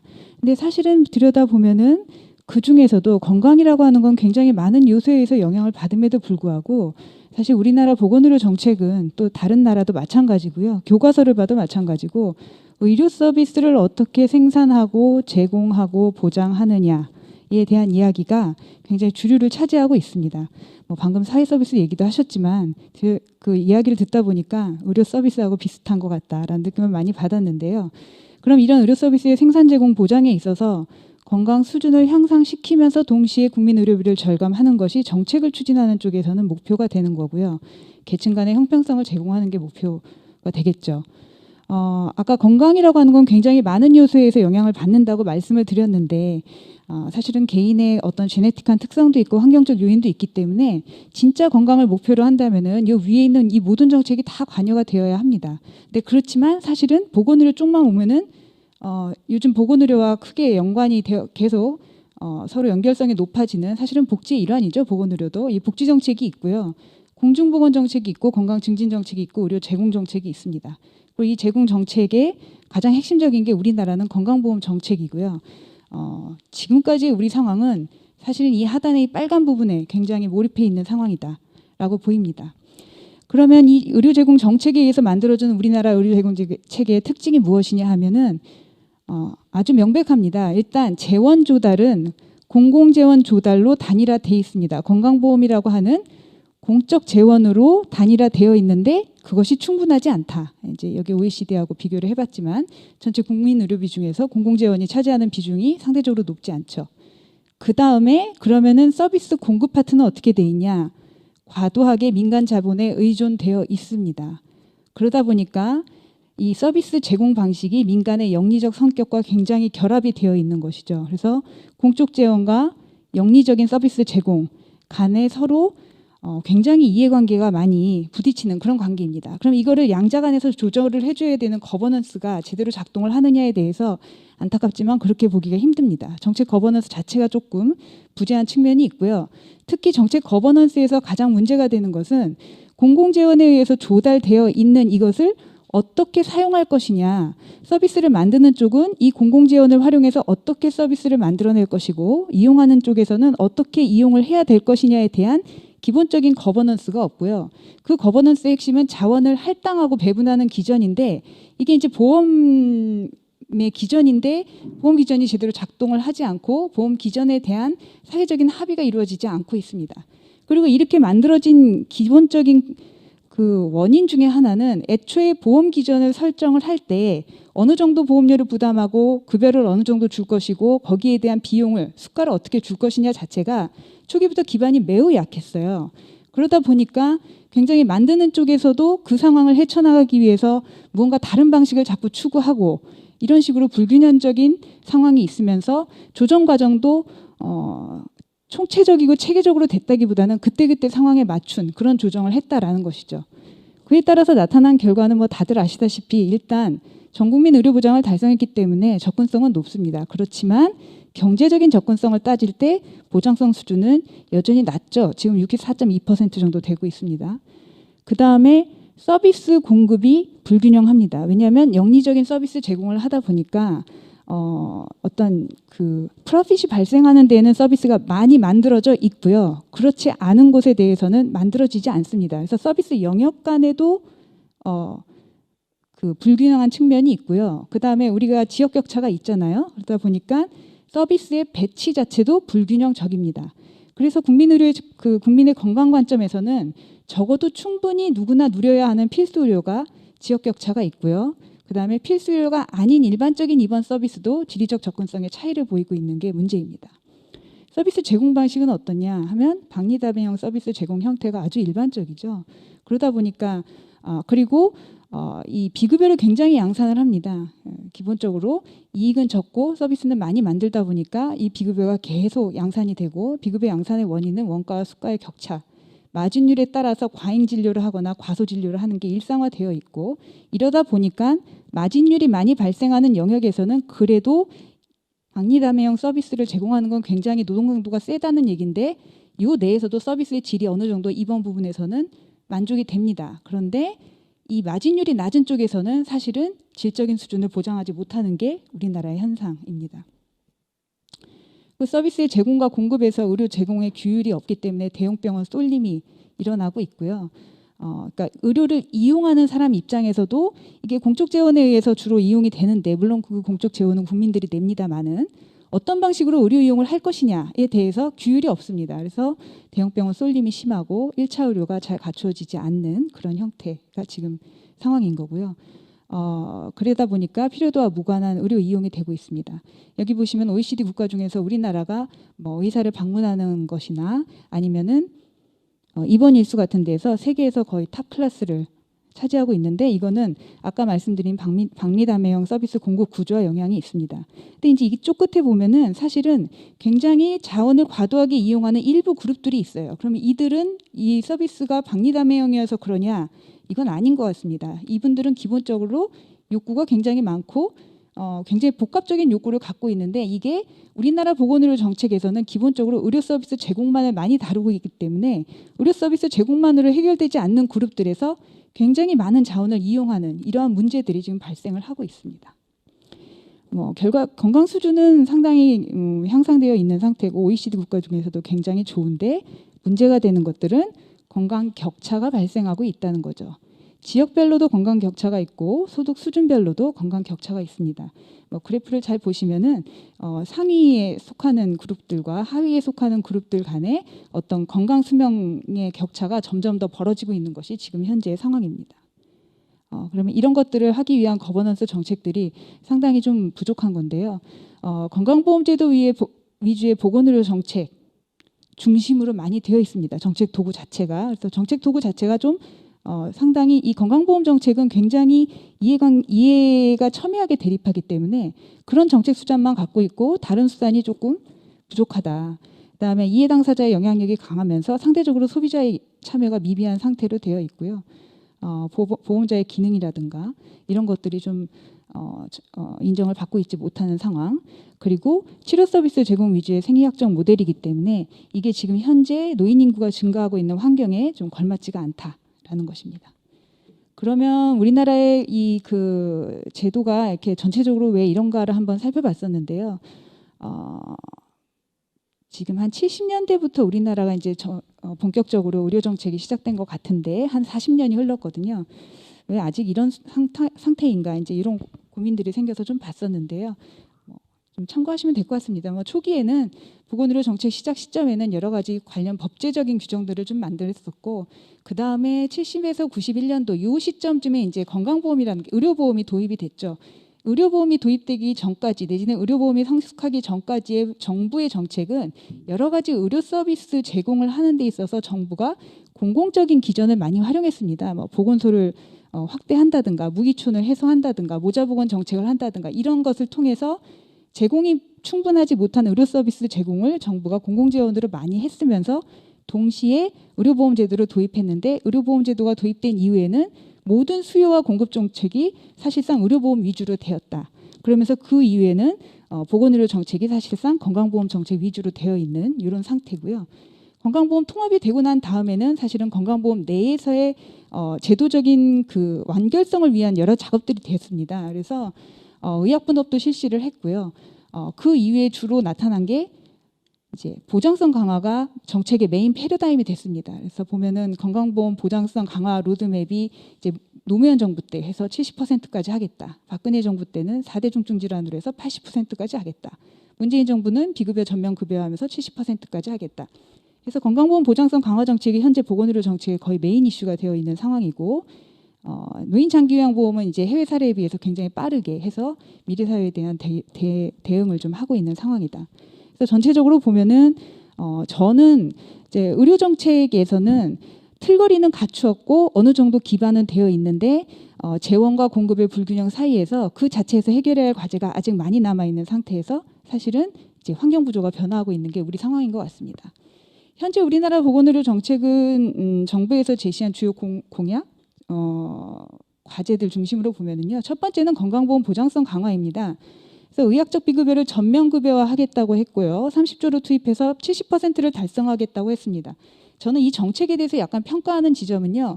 예전에는 비급여가 뭐냐, 어떤 항목을 가지고 어떤 항목에 대해서 재원을 투입할 것이냐 이런 항목 보장 중심의 논의가 많이 됐었는데요. 사실은 이 문케어에서의 보장성 강화 정책은요. 재원을 충분히 투입해서 전면 급여화를 하겠고 그 다음에는 여러 가지 3종 구조를 만들어놨습니다. 그래서 보장성 강화만 그러니까 건강보험 급여 항목을 확대하는 것뿐만 아니라 취약층 보장을 하기 위해서 본인 부담 상한제도 뒀고요. 재난적 의료비에 이런 보장층을 만들어놨습니다. 그리고 이게 되려면은 사실은 의료 체계가 정상화돼야 되니 수가 작업들에 대해서도 정부가 어느 정도 관여할 것을 명시를 했습니다. 그래서 상당히 예전보다는 단순히 재원 투입이 아니라 전체 구조에서 보기 시작했다라는 것들을 저는 좀 평가하고 싶고 그런 측면에서 이게 좀 같은 궤를 하는 건데요. 의료 이용과 제공 체계 개편이 필요합니다. 아무리 돈을 투여했다 하더라도 이용이 낭비적으로 된다면은 보장성 강화가 될 수 없기 때문에 의료기관의 종별 역할들을 설정을 하고 의료 협력 회송 체계를 하면서 그에 맞게끔 각각의 기관의 역할에 맞게끔 진료를 제공할 수 있도록 수가 구조를 완비하겠다 이런 내용들을 담고 있습니다. 지역 간에 이제 그리고 또 중요한 거 하나는 의료의 공공성 확보. 그래서 지역 간의 필수 의료 격차를 해소하겠다라고 하는 게 하나 있고요. 그다음에 따라서 필수 중증 의료를 보장하겠다. 그다음에 감염병 예방 관리 체계 강화하겠다. 이런 내용들도 담고 있습니다. 그래서 공공성에 대한 내용들도 상당히 담고 있고 정부에서 초기에 공약으로서 그 얘기한 것들은 치매국가 책임제였습니다. 그 고령 사회에 대해서 그래서 전국에 치매 안심센터를 설치하고 치매 안심병원을 마련하겠다라는 얘기를 했었고요. 근데 정부의 공약이 없었지만 요즘 들어서 점점 중요해지는 것은 지역사회 통합돌봄 정책이죠. 그래서 선도 사업을 추진하고 거점 인프라 구축하고 장기요양 재가급여를 확대하겠다고 얘기를 했고요. 통합돌봄법 제정을 추진을 하고 있습니다. 노력을 하고 있는 그런 상태입니다. 그럼 어떻게 됐느냐? 그래서 결과적으로 보장성은 강화됐느냐 하면 사실은 그렇지는 못하죠. 그래서 전체적으로 전체 보장률 70% 달성은 조금 어려워 보입니다. 하지만 우리가 보장성 문제에서 가장 크게 생각했던 3대 비급여 중에 2개는 이 정부에서 해결을 했죠. 선택진료제 폐지했고요. 상급병실 급여 완료했습니다. 사실은 물론 뭐 이 정부에서 다 한 건 아니고 이전서부터 쭉쭉 해왔지만 이거 2가지를 했다라는 것만 해도 평가할 지점이 있고요. 그다음에 의학적 비급의 항목별 급여화는 진행 중이고요. 특히 이제 보장성이 특히 그 중증 고액 질환 중심의 보장률이 상승하고 있어서 이 위에 보시면 중증 고액 질환은 비급여까지 포함했을 때 거의 80%를 공적 자금으로 지원을 해주고 있는 상태여서 상당한 보장률 수준을 달성을 했습니다. 그리고 취약계층의 보장성이 강화되었기 때문에 저소득층 중에서 고액진료비 발생자 수가 예전에 비해서 좀 줄어든 효과가 있습니다. 다만 항목 중심 보장성 강화이기 때문에 의료 공급자 측면에서 봤을 때는 보장성 강화의 혜택이 상급병원과 종합병원, 대형병원 중심으로 상승을 하는 그런 효과를 가지고 왔습니다. 비급여의 풍선 효과는 억제는 실패했죠. 그러니까 보장률이 그렇게 그 평균적인 보장률이 상승하지 않았고요. 비급여 규모가 꾸준히 상승을 하고 있습니다. 그리고 이거는 보장률 향상이 결국은 정부가 재원을 쏟아붓는 문제가 아니라 구조적 과제라는 것이죠. 그래서 수가 제공 체계, 그 다음에 점점 커지고 있는 민영보험과 공공보험의 역할을 만드는 것, 이 세 개의 그룹 속에서 움직인다라는 것들을 이번 정부가 추진했던 과제의 진행 과정 결과를 봤을 때 적나라하게 우리가 알 수 있다라는 것이고요. 아까 말씀드렸지만 보장성 강화도 대형병원 위주이기 때문에 그리고 의료 서비스 제공의 규율이나 이용 규율이 만들어지지 않은 상태여서 대도시의 환자 쏠림은 점점점 심화되고 있어서 이 문제는 차기 정부에서 계속 문제가 될 것 같습니다. 자원 분포의 불균형과 부적절 배치 이것들은 사실은 국민의 기본적인 건강권 수준에서 문제가 되는데요. 우리나라가 이제 서비스 공급이 굉장히 영리적으로 난립을 하다 보니까 일정한 질적 수준을 확보하지 못하는 의료기관들이 상당히 있습니다. 그래서 적어도 지역별로 일정한 질적 수준을 확보하는 기관들이 안배될 필요가 있는데 그것들이 제대로 잘 갖추어지지 않고 있다라는 것이죠. 공공의료 부분에 대해서는 강조를 했지만 실제로는 공공보건의료 기본계획이 올해 6월 달에 수립됐기 때문에 뭐 이걸 실천에 옮길 시간이 있었을 것 같지는 않고요. 감염병 전문병원 설립이 지금 4곳 정도 추진되고 있습니다. 이게 코로나 팬데믹 상황에서 지금 4곳 정도이기 때문에 그렇게 많이 추진됐다고 보기는 조금 어려운 것 같고요. 하지만 권역별 지역별로 책임 공공의료기관 지정은 꾸준히 하고 있고 이 공공의료기관이 역할을 하게끔 하는 지원 역할들은 계속 하고 있습니다. 그다음에 이제 고령사회 대비해서 치매 안심센터 설치는 완료를 했는데 치매 안심센터의 기능, 역할, 실효성에 대해서는 과제가 되고 있는 상황이고요. 지역사회 통합돌봄은 아시다시피 16개 지역 선도 사업을 실시하고 있고 올해는 8개 융합형 모형을 하고 있고 사실은 지역에서의 호응은 굉장히 높습니다. 그래서 지자체별로 중앙정부가 재원을 지원하지 않더라도 자체로 추진하는 것들이 많고요. 이거는 그만큼 사실은 우리 국민들 입장에서 수용도가 높고 필요도가 높고 이거를 지자체에서 인정하고 있다라는 것이죠. 그 다양한 시범사업 모형이 도입이 되고 있는데 그리고 관련된 법안도 다수 발의가 되어 있는 상태입니다. 근데 지금 이제 필요한 거는 물론 지역사회 통합돌봄이라는 게 단일한 모델로 완성이 된다 하더라도 단일한 모델로 가지는 못할 거라고 저는 생각합니다. 하지만 어느 정도 기반 골격은 만들어져야 되는 건데 이게 이제 전국화 모형이라고 우리가 보통 얘기를 하는 건데요. 사업 에비던스에 기반한 전국화 모형을 지금 도출하는 이 과정이 지금 상당히 난항입니다. 그리고 그 난항의 원인 중에 하나는 지금 현재 지역사회 통합 돌봄은 그러니 아무래도 요양 돌봄 서비스가 기본 주축이고 여기에 의료 서비스가 같이 통합하는 방식인데요. 우리나라는 요양 돌봄 체제 자체가 분리되어 있습니다. 이 거버넌스를 어떻게 할 것이냐에 대해서 사회적 합의가 이루어져 있지 않고요. 그다음에 의료 서비스의 요소를 어떻게 확충할 것이냐, 그리고 어떻게 연계할 것이냐, 그다음에 케어 매니지먼트의 질적 수준 향상시키고, 그다음에 이게 그냥 시혜적인 사업이 아니라 어쨌든 성과 달성을 해줘야 되기 때문에 이런 전체적인 구조를 짜는 이런 모든 것들이 다 되지 않고 사업만 하고 있어서 조금 어려운 측면이 있습니다. 그리고 정부가 예측하지 않았지만 이제 코로나 팬데믹 상황이었었고요. 굉장히 여러 분야에 대해서 영향을 미치고 있는데 결국은 위드 코로나로 전환하면서 일상 감염이나 풍토병으로 될 것 같습니다. 일단 정부에서 방역 체계는 굉장히 많은 노력을 투여해서 잘 한 것 같기는 하고요. 다만 정책적으로 보면은 다시 공중보건의 정책적 우선순위가 향상이 될 것이라고 보입니다. 이거는 사실은 굳이 코로나 팬데믹이 아니다 하더라도 지금 노인 인구가 증가하고 일상적인 의료와 돌봄이 중요한 상황에서는 이 공중보건 서비스의 역할이 중요해질 수밖에 없습니다. 그래서 굳이 이게 아니더라도 저는 이 공중보건 분야에 대한 정책적 우선순위, 건강 증진에 대한 정책적 우선순위는 앞으로 증가할 수밖에 없다라는 것이고요. 보건의료 서비스 이용과 공급 변화에서 비대면 진료 이런 것들이 이제 향후에 문제가 주요한 과제로 도출될 수가 있고요. 또 하나 이제 관심을 둬야 될 것은 감염병 상황에서 우리가 위기 상황을 돌파하고 난 다음에 그 이후의 상황들, 또 환경 문제가 있으면은 분명히 어떤 재해나 이런 위기가 계속 발생할 텐데 그때 결국은 누가 가장 많은 손해를 볼 것이냐 하면은 격차 문제가 굉장히 중요해질 것 같습니다. 근데 아직 이제 그런 얘기가 되고 있지 않죠. 그리고 아까 말씀드렸지만 필수 의료에 대해서 지역적 접근성도 서로 다른 상황이기 때문에 갖추어져 있지 않지만 문제는 계속 발생할 것이다. 이런 것들을 알 수가 있습니다. 뭐 향후 방향이라고 한다면은 앞에 한 얘기 반복인데요.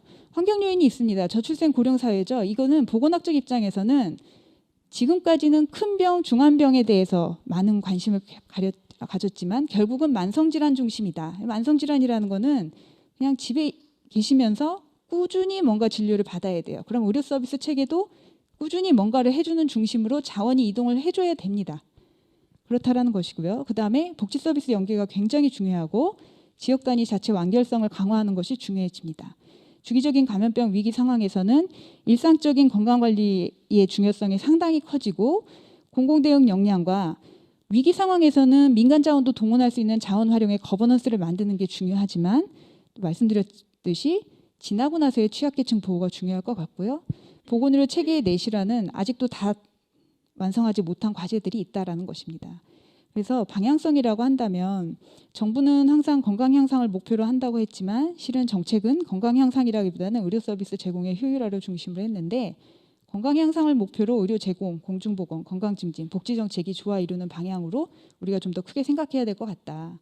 그다음에 과정적 요소보다는 성과 평가 요소를 좀 둬야 될 것 같다. 왜냐하면 기존의 이런 정책들이 보면은요, 어떤 문제를 해결하기 위해서 어디다가 돈을 투입하고 이러면서 그 과정적 요소들만 많이 보는데 그렇게 해서는 이야기가 되지 않을 것 같고요.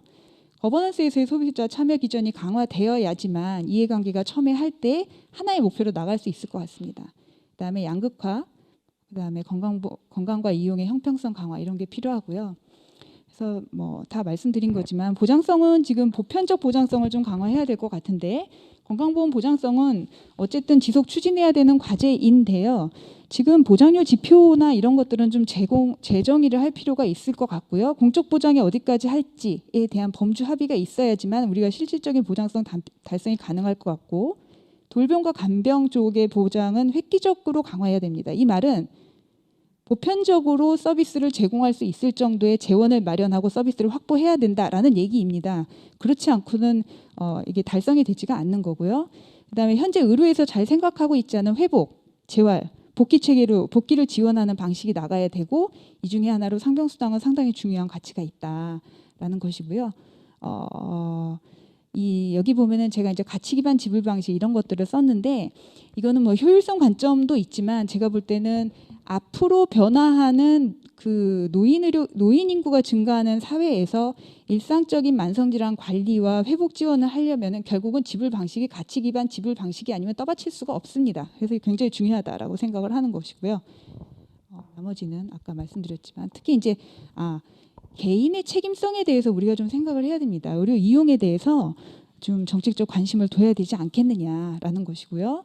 이런 차원에서 보면은 사실은 전반적으로 제공에서의 원칙을 규율하고 이용에서의 원칙을 규율하기 위해서는 의료 공공성 강화가 필요합니다. 물론 공공성 논의에 대해서 현재 진행되고 있는 논의가 공공기관 중심으로 되고 있다고 해서 학술적으로 비판하는 것은 맞습니다만 현재 우리나라의 그 시장 상황에서는요, 민간기관이 너무 많기 때문에 민간기관의 행태가 노음이 되고 있어요. 그래서 공공기관조차도 그 행태를 따라갑니다. 그래서 이거는 사실은 어느 정도는 공공기관 확충을 통해서 좀 방향성을 바꿔줘야 될 필요가 있고, 그래야지만 의료 전달 체계나 이런 것들이 좀 개편이 될 수 있을 것이다.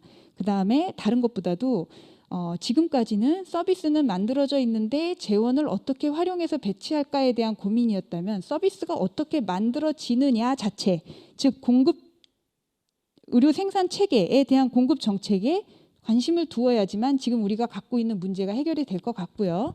1차 의료 활성화는 통합돌봄과 연계 차원에서 매우 중요한데 이제 역시 시간이 없어서 지역 중심 자체 완결적 의료 돌봄 체계에 대해서는 제가 아까 가치 기반 말씀드린 거는 이제 보건의료적 관점에서는 이게 상당히 그런 의미를 갖고 있다라는 거고, 만성질환 관리가요, 만성질환이 보편적인 문제가 되었기 때문에 결국은 인구 기반, 인구 집단 기반으로 만성질환 관리 체계로 가야 됩니다. 왜냐하면 관리에 대한 숫자가 너무 많기 때문에 그렇다는 것은 무엇이냐? 결국은 관리와 돌봄 필요도에 대한 레이셔닝에 따른 자원 배분 방식을 적극적으로 도입해야 된다. 위기 대응 격차에 대해서 건강 형평성 정책이 상당히 중요해질 것이다라는 얘기 아까 말씀드렸고요. 예, 통합돌봄은 사실은 이게 보건의료 정책, 보건복지 정책의 범위를 넘어서서 실은 사회정책과 복지정책이 같이 한 사이클을 형성하는 그런 정책으로서 좀 크게 생각할 필요가 있을 것 같습니다. 이상 마치겠습니다. 네, 대단히 감사합니다. 자, 그럼 바로 이어서 두 분 토론자의 토론을 듣도록 하죠. 먼저 그러면 김웅수 교수님 토론 부탁드리겠습니다.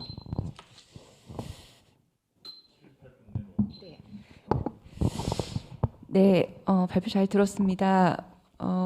정현진 실장님 발표 굉장히 많은 주제들을 잘 정리해 주셨고,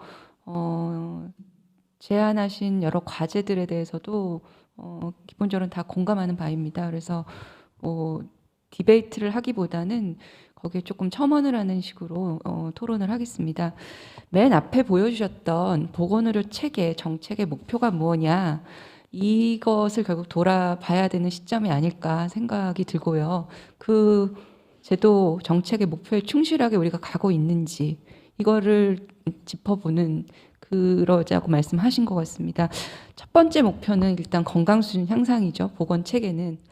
근데 말씀하신 부분이 건강보험 정책이지 우리의 주된 그동안의 이제 노력이 건강 정책이 부족하다는 측면에서 굉장히 공감하고요.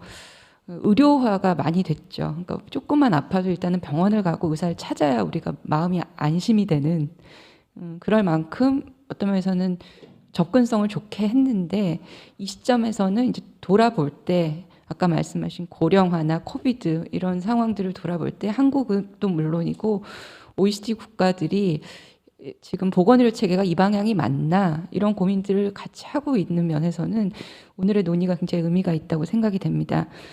또 하나는 이제 그 관점에서 예방이라고 할 때 우리는 무의식적으로 병원 가기 전에 또 질병을 잘 예방하는, 이렇게 생각이 드는데, 오늘 논의한 것에 궤를 맞춰서 건강이라는 게 꼭 신체적인 건강뿐만 아니라 결국 사회적인, 앞에 보여줬던 그림에 보이듯이 사회적 결정 요인인데, 그거는 임금이든 주택이든 소득이든 이런 모든 것에 있어서의 예방이라는 관점을, 건강 정책을 우리가 이제부터는 조금 돌아보아야 한다.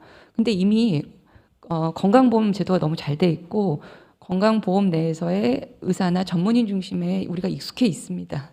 편합니다. 그래서 병원이 가기 전까지는 건강 정책보다는 그냥 건강보험 정책이 계속 해줬으면 하는 마음도 솔직히 있고요. 여기서 발을 떼는 순간 새로운 것들을 많이 해야 되기 때문에 이제 리스크도 있고 안 해본 길입니다. 하지만 이제 그걸 가야 되는 거죠. 그 부분이 굉장히 좀 공감이 되고, 그다음에 건강도 앞서 발표하신 사회 서비스와 이게 연결이 이제 됩니다. 특히 돌봄과 장기 요양이 이제 본격적으로 연결이 되면서 지난 10년 넘게 이제 장기요양 보험 제도를 또 공단에서 하시다 보니까 이 지점이 어떤 면에서는 한국의 강점입니다. 이제 앞으로 분화되고 지역화가 돼야겠지만 같은 제도 안에서 있기 때문에 같이 들여다볼 수 있는 이 시점에 어떻게 갈 거냐. 논의는 있지만 이게 여전히 좀 공급자나 보험자, 관중심으로 논의가 되는데 결국은 나 자신, 또 가족, 또 공식 돌보는 이분들이 할 수 있게 도와주는 방식을 가야 되는데 이거 역시도 저희가 이건 걸음마 단계입니다. 그렇지 않으면 어느 나라도 돌봄 정책에서 자신 있게 잘했다고 하는 나라 저는 없다고 봅니다. 근데 한국이 빠른 고령화에서 앞서서 뭔가 벤치마킹할 국가도 없는 상황에서 우리의 길을 가야 하는데 이 부분에서는 정말 좀 깊이 좀 진지하게 고민하지 않으면 10년밖에 이제 남지 않았습니다. 베이비부머 세대가 1955년에서 1963년생들인데 올해부터 은퇴 가속입니다. 2021년 굉장히 중요한 해고 앞으로 뭐 인구학자들이 10년이 딱 그 윈도우다 뭔가 해볼 수 있는 이 시점이기 때문에 여기 계신 분들도 같이 이 토론을 듣고 계신 분들이 힘을 모아야겠다 이런 생각이 듭니다. 두 번째 제도의 이제 목표는 국민 의료비 절감이라고 써주셨는데, 그쵸, 비용이죠. 앞에 이제 질과 건강 성과를 높이되 하염없이 투자할 수 있는 게 아니기 때문에 어떻게 그런 비용을 통제하며 갈 거냐. 사실 많은 국가의 보건의료 체계가 1번 건강 목표를 앞에 세우지만 그 밑에서는 다 이 비용에 대한 고민을 안 할 수가 없습니다. 계속 올라가거든요. 어떻게든 해야 되는 건데 보장이라는 관점에서 저희가 굉장히 노력을 많이 해왔고 얻은 성과들도 많이 있다고 생각합니다. 근데 문제는 아까 말씀하신 것처럼 공공의료 체계가 부족하고 필수 의료가 없는 이런 그 형평의 문제가 있는 그 지역들, 그런 계층에 대해서는 지속적인 보장을 이제 해야 되지만 한편으로는 이 절감의 목소리가 그동안은 좀 이렇게 밑에서 이제 이 공단이나 이제 하시는 분들은 밑에서 이제 노력은 해왔지만 이게 앞에 내세우기는 사실은 어려움이 좀 있거든요. 이게 보장도 부족한데 갑자기 절감이라니 이게 보건정책 하는 사람 입장에서는 그걸 앞에 내서야 되게 어려운데 이제는 약간 어렵더라도 두 가지를 꺼내놓고 같이 가야 되지 않나, 조금 더 적극적으로. 그래서 혁신이란 단어가 되게 어려운 단어고 이게 좀 뜬구름 잡는 정책에 있어서는 단어로 보일 수도 있는데 앞에 발표에서도 디지털라이제이션이나 이런 얘기들을 많이 하셨는데 많은 이제 OECD 국가들도 주어진 재원 안에 목표가 있는데 그거를 이루려고 더 많이 투입할 수 없다면 조심스러운 다짐한 효율이나 혁신, 디지털라이제이션 이런 방식을 이제 꺼내 드는 거죠. 그래서 많은 노력들이 이미 있고 시장에도 있고 저 정보 체계 안에서는 좀 조심스럽게 아직 들어오진 않았지만 이 부분을 우리가 어떻게 할 건지 그냥 이제 되는 대로 좀 지켜보는 방법보다는 좀 지원을 할 부분은 지원을 하고 좀 과학적으로 근거 기반으로 할 수 있는 분들은 명확히 평가 체계를 갖고 들여올 수 있는 체계들을 만들어가는 게 굉장히 중요한 시점이다 생각이 듭니다. 또 하나는 아까도 말씀하신 것처럼 그 이제 의료 소비자라고 해야 될지 국민이라고 할지 이 단어가 주는 감도 굉장히 다른데 주체들, 지금에 있는 주체들에서 이제 아까 그 국민들 소비자들의 목소리가 한국에서 높지 않은데 이 부분을 또 저희가 좀 고민을 해봐야 되는 거죠. 보험 정책으로 가서는 이제 너무 전문적인 분야고 의료고 이러다 보니까 이제 목소리가 작은데 건강 정책, 뭔가 혁신, 자기 돌봄 이런 쪽에 가서는 각 주체들을 조금 더 그 임파워먼트하는 파트를 어떻게 할 것이냐. 그러니까 사실은 자꾸 건강보험을 넘는 얘기를 이제는 해야 되는데 발을 띄워야 된다 생각이 들고요. 세 번째는 계층 간 건강 형평성 제고라는 목표를 말씀하셨어요. 그리고 이 형평 주제가 굉장히 중요하다. 이것도 사실은 계속 목소리를 냈던 그룹들이 있었고 없는 건 아니었는데 잘 진행이 안 되는 거죠. 공공의료 체계와 공공성 이 두 가지가 이제 앞에 말씀하신 것처럼 너무 공공의료 체계가 없기 때문에 공공병원, 공공의료 반대하는 목소리도 있지만 이 불균형된 수치를 봤을 때는 공공의료를 가야 된다는 면에서는 동의를 하는 면이 기본으로는 있고요. 근데 말씀드린 것처럼 그 목소리가 자칫 공공을 다 가야 된다는 식으로 이제 오해될 수도 있는 부분은 어떻게 할 것인가. 필수료가 정말 가야 되는 것과 98%, 95% 이상이 장기요양, 건강보험 모두가 민간인데 공공기관만으로는 이제 되지 않으니 그 기관들을 확충해야 되는 부분과 또 민간에 있는 우리의 구조를 어느 정도는 인정하고 이 부분을 어떻게든 해봐야 되는 걸 더 진짜 천착해서 들어가야 되는 시점이 아닐까 이런 생각이 듭니다. 지역 간 형평성 부분은 굉장히 동의하고요. 그다음에 이 부분에서 아까 통합 돌봄 쪽으로 이제 바뀌어가야 되는데 사회보험에 익숙하게 우리가 제도가 돼 있고 상당히 성공적이었습니다. 그렇게 평가들을 크게들 하실 거고요. 근데 이제 건강 지역 간 형평, 지역사회 건강 돌봄은 이제 지방정부가 나서야 하는 건데 중앙정부와 강력한 보험자를 중심으로 했던 체계가 이제 지방정부 중심으로 바뀌어가고 또 협업하고 역시 가보지 않은 길인데 그러한 것들도 어떻게 해나가야 될지가 될 때 이제 건강 형평성이 제고될 수 있지 않나 싶습니다. 이제 마무리하면서는 코비드와 고령화 이 굉장히 중요한 두 가지가 우리 사회에 이제 건강보험 체계가 잘 가고 있나 건강정책이 이 시점 돌아봐야 되는 건가 하는 큰 질문을 화두를 던졌고요. 거기서는 보장과 혁신 이것의 밸런스를 어떻게 맞출지 그리고 거버넌스와 소비자 혹은 시민이 어떻게 참여할 것인가 이런 키워드들이 돼야 되는 거고 조금 한 걸음 물러서는 너무 멀리 나간 것 같습니다만 시민사회가 이런 변화들을 우리가 받아들일 수 있나 혹은 조금 더 구체적으로는 보건의료 교육 체계 의사 간호사 우리가 교육받지 않았거든요. 이렇게 아무도 같이 일하는 거를 그리고 더 넘어서는 그걸 바치는 전체 시민사회를 어떻게 만들어 갈 것인가 그 질문이 우리 앞에 있는 것 같습니다. 네, 이상입니다. 네, 이용갑 박사님 이제 마지막 토론 부탁드리겠습니다. 네, 안녕하세요. 인천연구원 이용갑입니다. 발표자인 정현진 박사님하고 토론자이신 김웅수 교수님이랑 논지가 크게 다를 건 없는데요. 제가 조금 더 강하게 표현을 하면서 말씀을 드리겠습니다. 저는 우리나라에는 보건의료 정책이 없다고 생각하는 사람입니다. 기승전 건강보험으로 귀결이 되고 그 다음에 건강보험 정책에서도 기승전 수가로 연결되는 구조라고 생각을 합니다. 이러한 것들이 사실은 이제 앞에 정현진 박사님께서 쭉 말씀을 하셨지만 특히 1997년 건강보험 제도가 도입되면서 굉장히 강했는데요. 이게 대상자를 그러니까 의료보장의 대상자를 결정하고 재원조달을 하는 것들이 이제 사회보험의 논리로 하는 거고 국가가 해야 될 건 또 다른 것들이 있는데 그러다 보니까 보건의료 정책의 기본 목적이 건강보험의 적용 범위를 확대하고 건강보험에서 급여 범위를 확대하고 수가를 결정하는 걸로 아주 어떻게 보면 굉장히 협소화가 됩니다. 그다음에 그 결과 두 번째로는 보건의료 자원이나 인력이나 지역의료, 공공의료, 보건의료 서비스의 생산 이런 거에는 크게 관심을 갖고 있지 않고 그냥 건강보험 수가 정책으로 알아서 해결하라고 하니까 민간이 확장을 할 수밖에 없는 구조라고 생각을 합니다. 세 번째로는 이렇게 되다 보니까 지자체가 역량 자체를 기획하고 발휘할 수가 없습니다. 현재 우리나라의 광역이든 기초지자체든 하는 일은 크게 보면 딱 세 가지입니다. 많은 돈을 투입해서 나몰라라 하는 의료급여 기금 하는 거하고 그 다음에 지역사회의 식품위생 하는 거하고 그 다음에 보건소를 통해서 중앙정부가 했던 지역사회 보건사업을 집행하는 건데 사실은 이게 기초지자체나 광역지자체가 하는 것들이 아니고 중앙정부와 보건소가 직접 연결해서 하는 지역보건사업들입니다.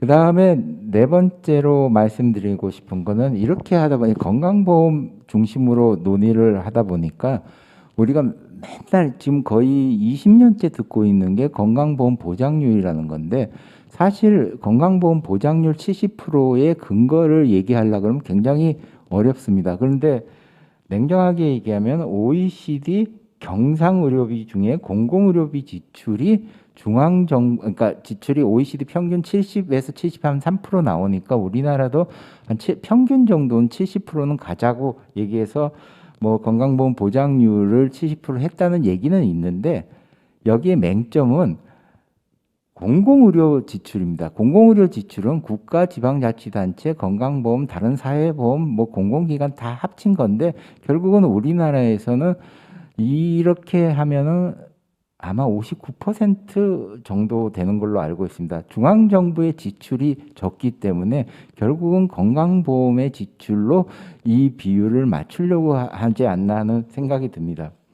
마지막으로 5번째, 제도적으로 하면은 건강보험 제도는 사회보험 제도입니다. 사회보험 제도가 가지는 것은 기본적으로 중앙 집중식이고 그 다음에 분절적입니다.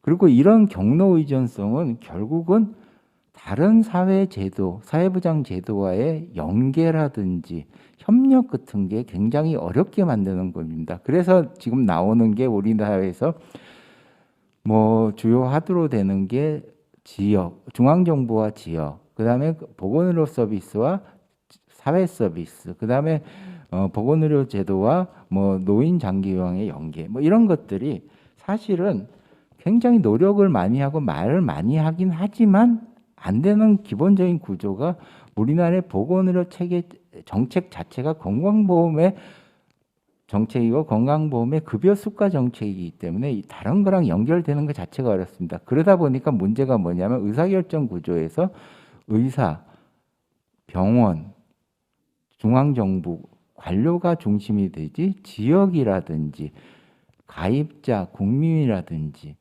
기타 보건의료인들은 의사결정 구조에서 상당히 배제되는 형태입니다.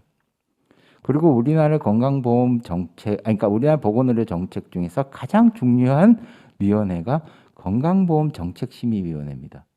냉정하게 얘기하면은 중앙정부의 보건의료 정책심의위원회가 있어야 되고 그 중에서 뭐 지역보건의료위원회라든지 건강보험위원회라든지 공공의료위원회 이렇게 구조 나눠줘야 되는데 건강보험 정책심의위원회가 우리나라 보건의료 정책에 가장 중요한 역할을 하고 있는 구조입니다. 뭐 이거는 현 정부뿐만 아니라 사실은 중앙정부가 77년 건강보험 제도 도입 이후부터 보건의료에 관한 모든 재원 조달의 의사결정을 건강보험으로 맡긴 결과라고 생각을 합니다.